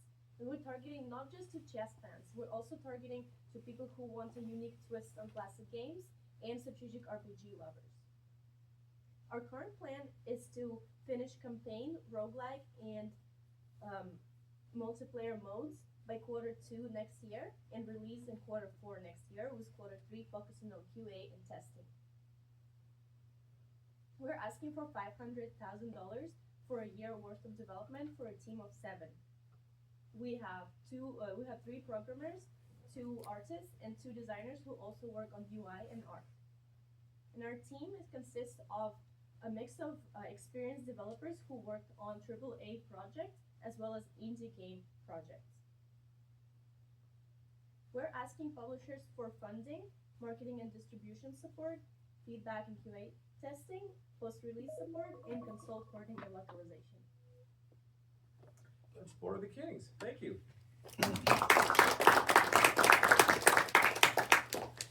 How much did you say you were asking for? 500 for 7 devs? 500 for 7 devs, yes. Okay. 500K. I'm sorry? $500K. Okay. That's fine. I think you have a great project here. I actually, stop. Could you go back? Go back to some of that art, the end part where I saw some of the. I really like that. I will say this. So, overall, really like what you guys got going on here. I think you have a solid pitch. Tiny little tweaks here and there. The main thing that I did kind of note it, like you said that normally you weren't going to be the one presenting this initially, so you just like kind of stepped in. Yeah. Okay. Well, first and foremost, fantastic for just stepping in. I would say a tiny bit stiff, a little bit, but again, last call. Overall, I think the overall project can be presented a little bit different. But I really did like the way you managed the slides. I think that you have a really good balance going on here. A couple of them a little busy, but overall, I think it's a solid project. I think, it's pretty great. I can't speak to some of the more technical sides to it. I would say are you planning to keep just the 7, or are you planning to expand this? Right now, we're planning to keep the 7. However, some of our programmers one of the big hurdles we're planning on facing is kind of the networking side of things. And some of our programmers, developers do have experience with online networking and multiplayer and whatnot, but not necessarily in the area of this. So we are allotting some of the budget for a backup multiplayer developer, basically. Yeah, I think this is really cool. I think you're doing everything right. I think you're built to sell. You clearly know the market and kind of the competition in the space. I think your concept is really strong, and it goes all the way through the game. It doesn't stop at one part and it becomes chess again. I love how you called it old chess. I look forward to you calling it legacy chess someday. But I think this looks great. I actually don't have any kind of criticism of it. It looks like you're doing great. I think though you probably could, just because it's really a tactics game, you might be able to cut multiplayer entirely. That's a really big lift. It's a ton of risk. It's a lot of cost, a lot of time, and it's not, as far as I know, like a huge staple in tactics games. So, yeah. The multiplayer stuff? Yeah. Oh. Yeah. So, or at least online multiplayer. And other than that, I think that's it. One quick thing, we're kind of it's kind of a cross between. Well, it's like we look at this game different ways. Sometimes we're looking at it the tactics way and a chess kind of way. So chess online, matches and whatnot. Gigantic, they're huge, and we really do want to appeal to the chess market and area and whatnot. So that's kind of where we're coming with multiplayer from this, because you're right, it's not too popular in tactics areas, but chess itself, it is like some of those views gets millions and millions of views. So yeah, that's just one quick comment. This funny because I disagree with the online part. Last time I said I thought the online didn't need to be as important, but in this case, I do agree that I think the online is pretty important for chess. Can you go back to the slide where it showed the breakdown of the timeline? That one. So you're kind of waiting till the end to do QA testing. You're doing QA, I think, throughout, right? That's somehow. Yeah. Because we're QA, so like QAing like right before launch is really risky. Yeah. I'm QA, and I'm like. I thought I saw something that said game balancing too, but maybe I just imagined it. So other than that, like I don't have really. It looks like you're well put together and you have a clear vision of what you're making. So good job. Thank you. I saw this game last year at the SDC Capital Showcase, so I already had opinions on it ahead of time, so I said, like it already. Presentation was good. I think you did a great job. I'm not going to say anything about anyone's demeanor on stage because it is scary being on stage, but we're all peers here, so don't trip. I think it was perfect. Too much info on the slides for this forum. A lot of the slides are wordy, and there's a lot going on, and I didn't have time. I'm just focusing on you and staring at you and listening to the stuff going on. I'm watching the presenters, and then if there's something to look at, cool, if it's nice and pretty. My notes are, it looks like Ultima. Like, I would really like some slick looking, like more modern art. Yeah, so we've struggled with art for a while now. Yeah. But we've recently just gotten an artist, so we're actually recycling all our old art assets and bringing in new ones. Oh, so cool, yeah. I think it when needs we to be see more it next Capital Credit Showcase, we're gonna have a lot of nice new models in there. So If it looked more like the new stuff, like heavy on the sleek, slick interface that doesn't detract and isn't messy and doesn't have like Ultima brown looking graphics. Using the pieces that look like chess pieces, it's going to cause confusion. If you're using a horse that looks like a knight or a little castle tower that looks like a rook, like they're going to expect, when I see that piece, I know what that can do. I know it can go straight up and down and side to side. I know that bishop can go diagonal. I know what each piece does already. It's ingrained. we have some style sheets that we're working off for our 3D models, and they'll need more tensing once they're in, but we have thought of that. But if you go back to that slide that has the pictures of the dudes on it, I really liked seeing that tank-looking dude as the rook. Yeah. I was like, why isn't he on the board? It's like slide 2, I think. Oh, okay. That had the cartoony. Yeah, that one. Next one. There it is. See that rook? I immediately thought bad guy from Mulan or Hercules, and you can get the archetype of what the piece is based on their art style.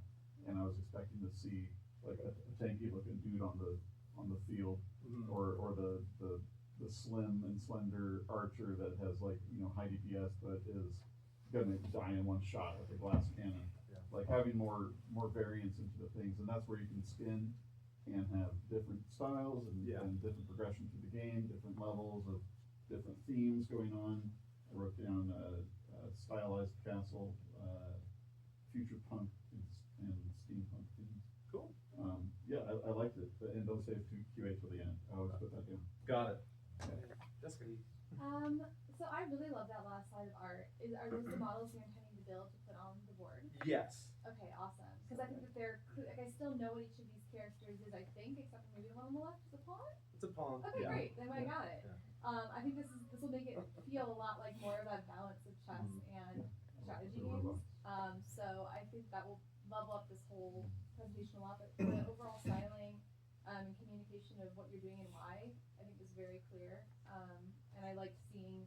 I think your timeline made sense, and I liked. The only thing I was concerned about, I guess, is it seems like you're trying to do like this single player mode, but also online multiplayer, and it just seems like a lot. And maybe just do incremental, like choose one where you want to start, and then alert the teams or the players that you're having expansion later, multiplayer or other options. Thank you very much. Yeah. Cool.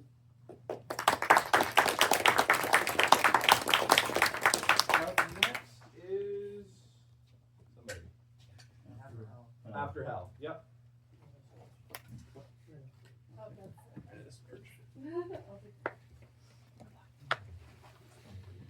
Give me a thumbs up when you're ready.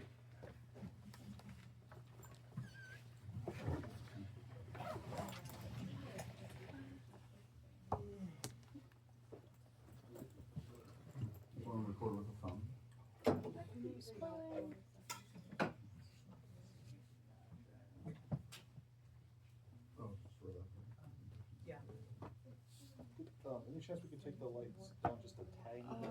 Yeah, it'll take me a moment, but No worries. I got you. Please go ahead, I'm sorry.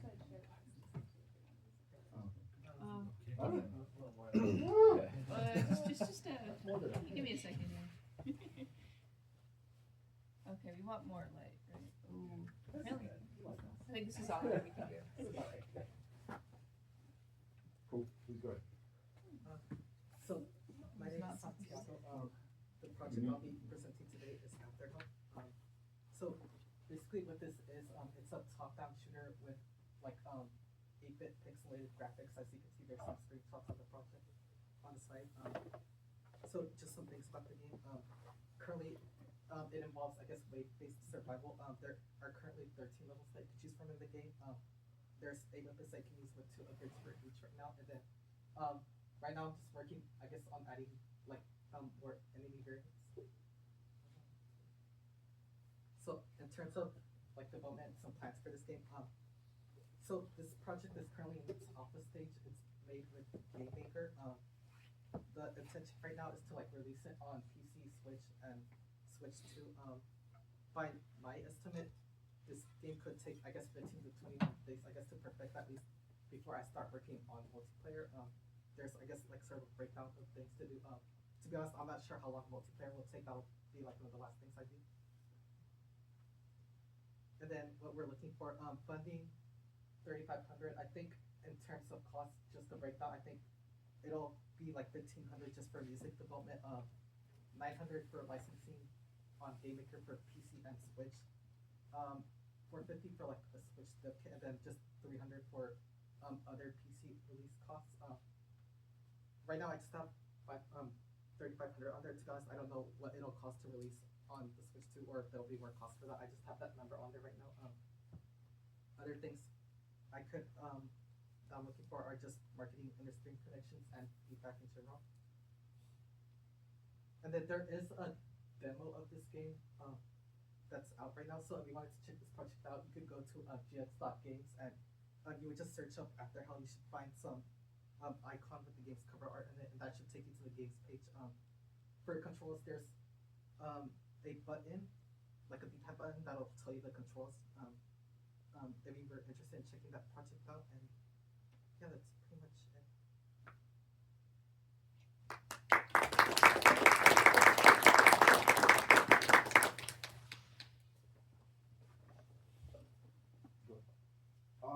I'm impressed. Overall, very succinct, to the point. I get what you're trying to do. Would you mind going back a couple slides? Keep going, please. Right, one more.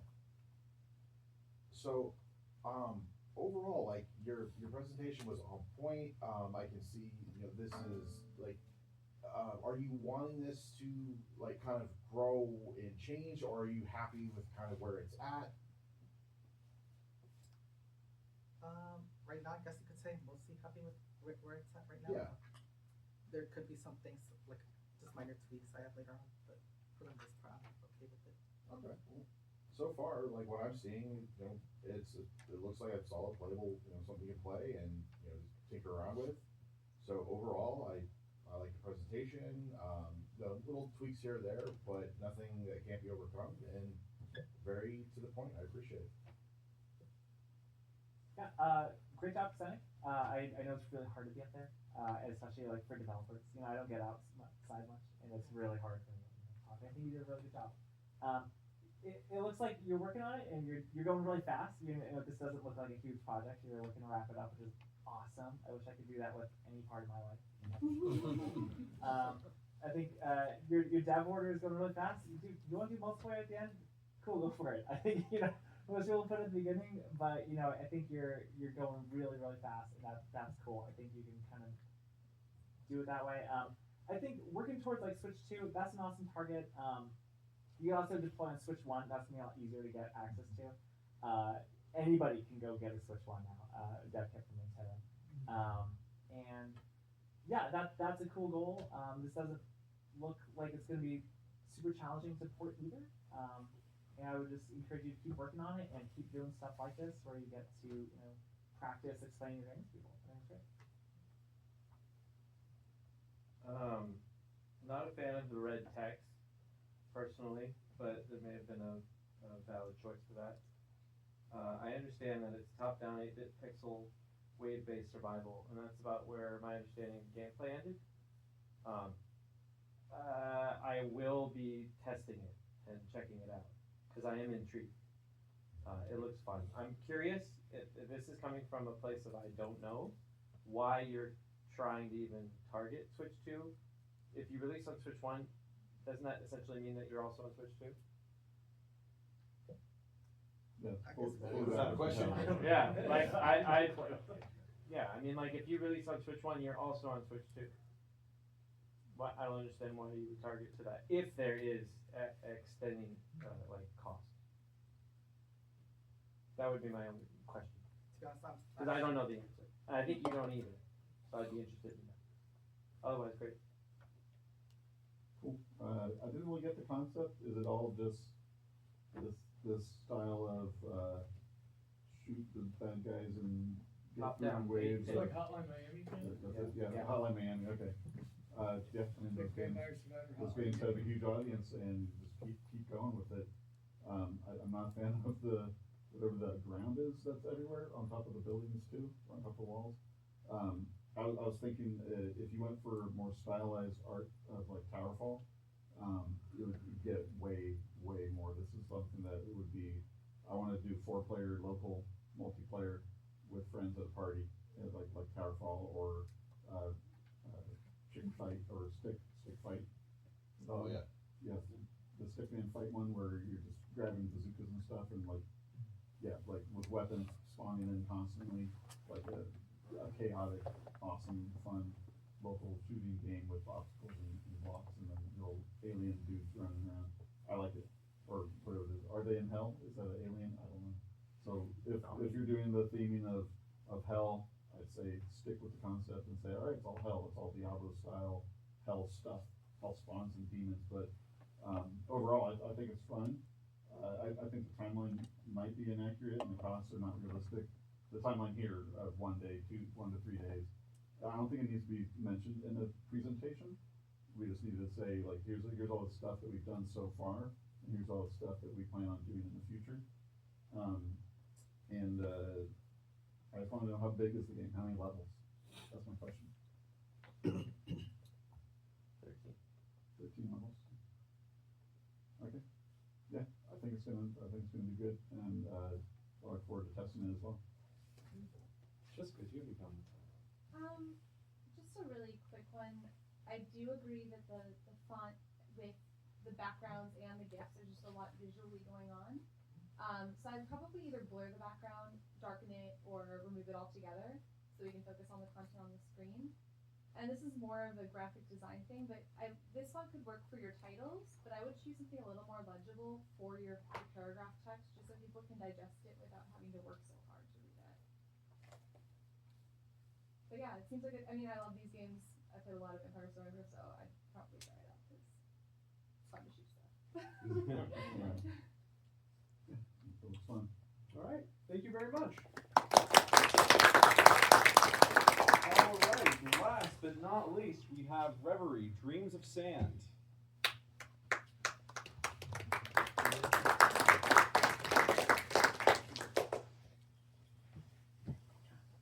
This will be our last presenter for the day.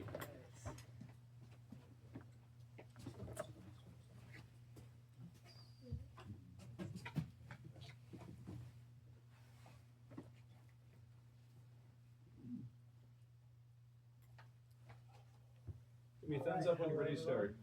Oh, I'm ready. Cool. Hello everyone, I'm Jeff Rowe and I'm the core developer behind Reverie Dreams of Sand. A narrative-driven, logic-based puzzle game. In a landscape shaped by dreams, time bends, memories slip away. With a fresh take on the classic Sokoban genre, manipulate time, explore surreal environments, and solve logic-based puzzles to uncover the remnants of a scientist's fleeting past, before it's lost forever. Our game offers complex yet accessible puzzles, an emotional character-focused story that ties to the gameplay, and gorgeous and surreal sci-fi environments. We are in the feature-complete demo stage and plan to release on PC Q4 of 2025, and potentially consoles later on. The game loop, players will solve Pokemon-style puzzles by manipulating time, which will unlock unreliable memories from the scientist's fading past, and to get to the next puzzle, they'll explore these surreal environments, and at the end of each chapter, they'll go through vignettes, which we'll talk more about a little later. Here's the gameplay video. Skip through it.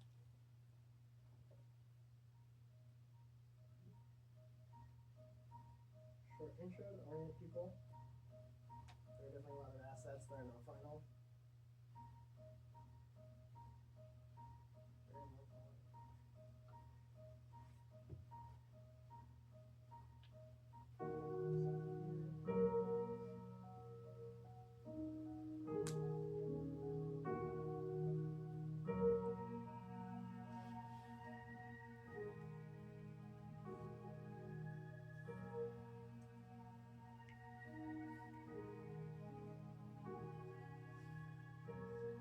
low quality. There are secrets in the game you can find throughout each level. Some will require these many puzzles to solve.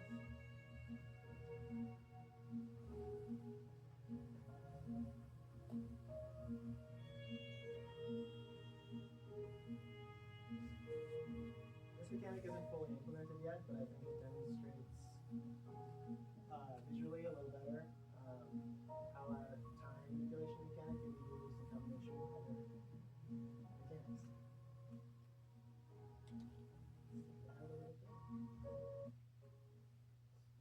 This is the first vignette for the game, which is a kitchen from the main character's childhood home.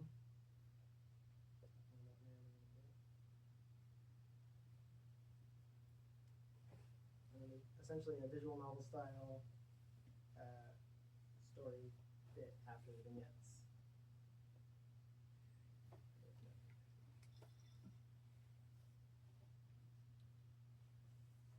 All right.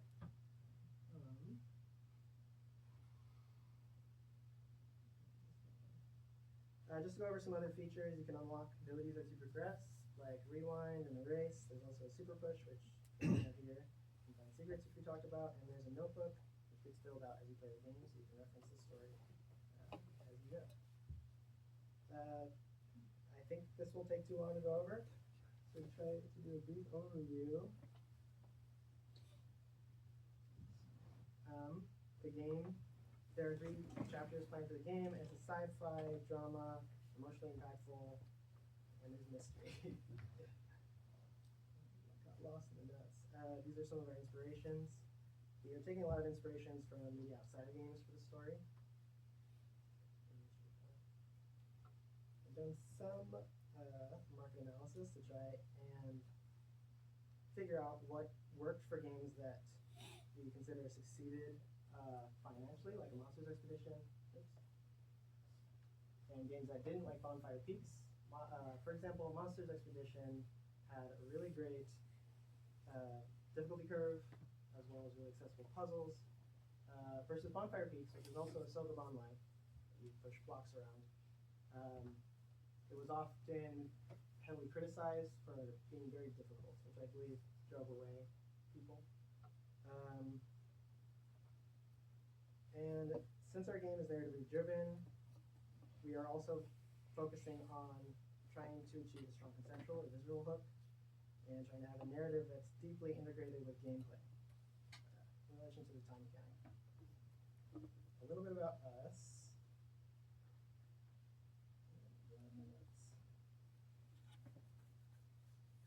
I'm the core developer, James Sam already said. Damien is the primary programmer. We've been lucky enough to work with Gio, our composer, and Ryan, professional writer. They've both done really great work. Our goals as a studio are to leave people wonderstruck, inspiring imagination, with excellent quality, and we strive to have stories that resonate deeply. Big inspiration for the studio is Studio Ghibli, but for video games. Production timeline. Not much to say about that. Our budget breakdown. So we're asking for 50,000, and that is for solo development for me, but also to pay part-time contractors. It's also for additional assets like the logo or Steam capsule, just for example. Why do we need a publisher? Funding, obviously, but also for marketing and discoverability support, whatever connections publishers may have, QA and localization, dev kits would be great, or hiring people, dev teams, or reporting teams, or helping fund us to report it ourselves, experience, and advice. And that brings us to the end of the pitch. I'd like to say that while we are not industry veterans, we are striving to make our game one that anyone can enjoy, and remember for its excellent story and puzzle and environment design. And yeah, thank you for listening.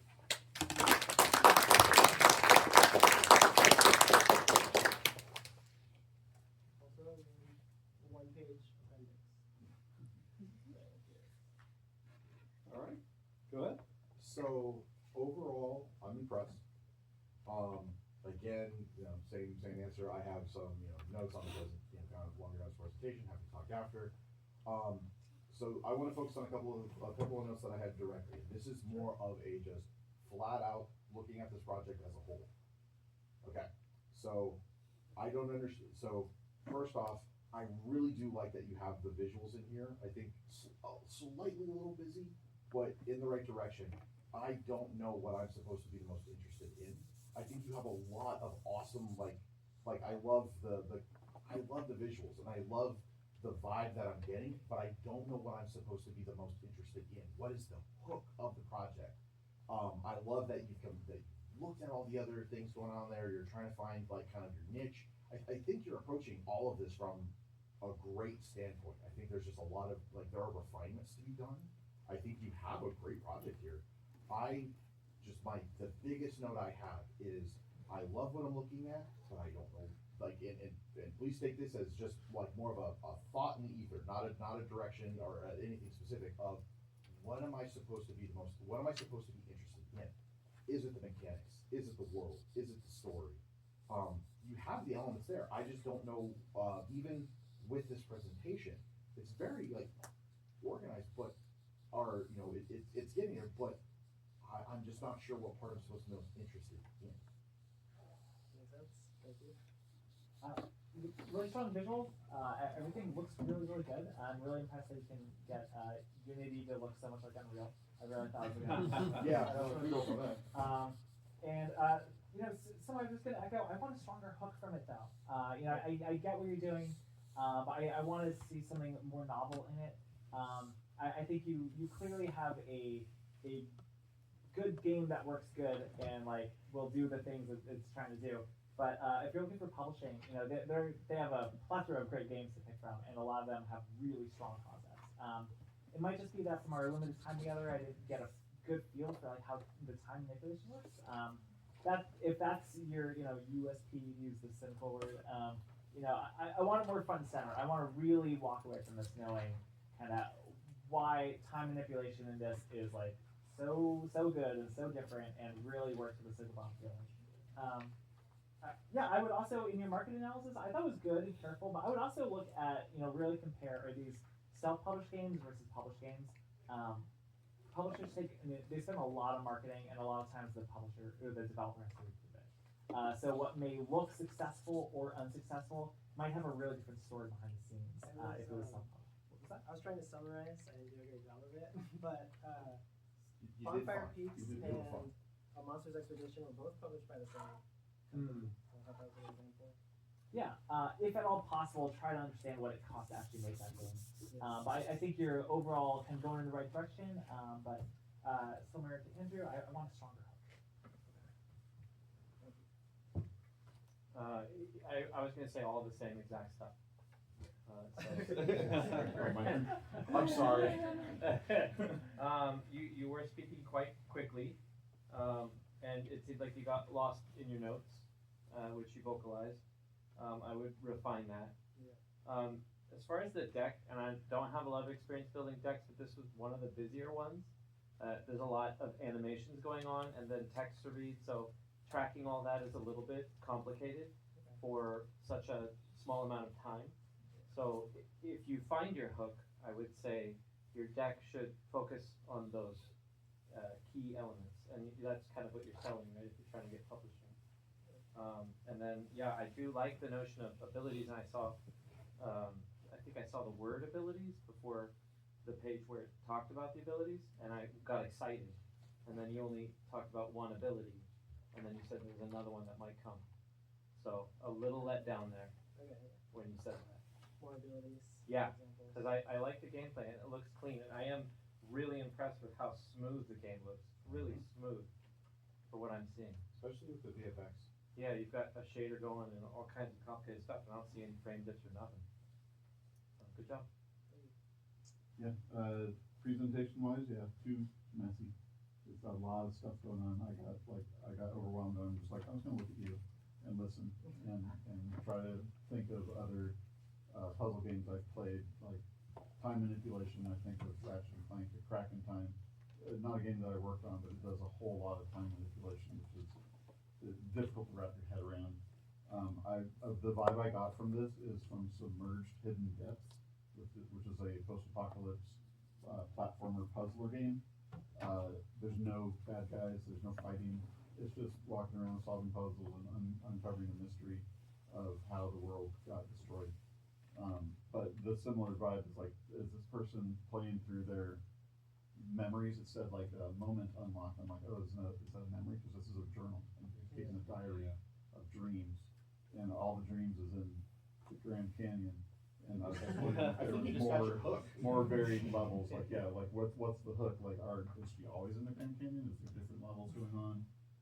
I want more dreams. I want more memories, more things to unlock, to uncover whatever it is she's trying to find within her dreams to make her life more complete. Maybe did she lose somebody and she's in a childhood kitchen there, and what's going on? What's the story behind that? And,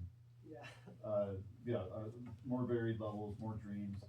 I thought of Submerged in Depths. I thought of the game The Witness, where you're uncovering this puzzle while you're traveling through this area and you have to connect all the clues together. I love that type of game. But yeah, I love it. Good puzzle platformer. Puzzle platformer is one of my favorite genres, and I think it's going to have an audience. And it looks like Unity. I thought it was Unity. I worked in Unity for past 12 years, so I'm very familiar with all the stuff that's going on. I'm like, oh, I could totally work on this game. This looks like fun. So yeah, good job. I feel like you have a really strong visual style. I love when people use a limited color palette, and I think you've chosen really nice colors. I love the world and I want to be in it, and the way the level emerges is just instantly appealing. Like that bottom GIF you have going on right now. I do feel like there's this fighting competition of time manipulation and dreamscapes, and being clear about how those two things live together, if at all, I think would help you kind of build that story a little clearer, because the time manipulation in puzzle play seems very instant and of the moment, where memory uncovery is like forever. So maybe there's some way to kind of take those two things and find a common ground that kind of becomes your core story element that you can hit on. Oh, I just got it. The puzzle pieces are the kitchen. She's rebuilding it. She's like, what is this thing I'm building? And all of a sudden the kitchen shows up. Okay, that's pretty cool. Sorry, yeah. It took a second. Yeah, that was awesome. Good job. Thank you.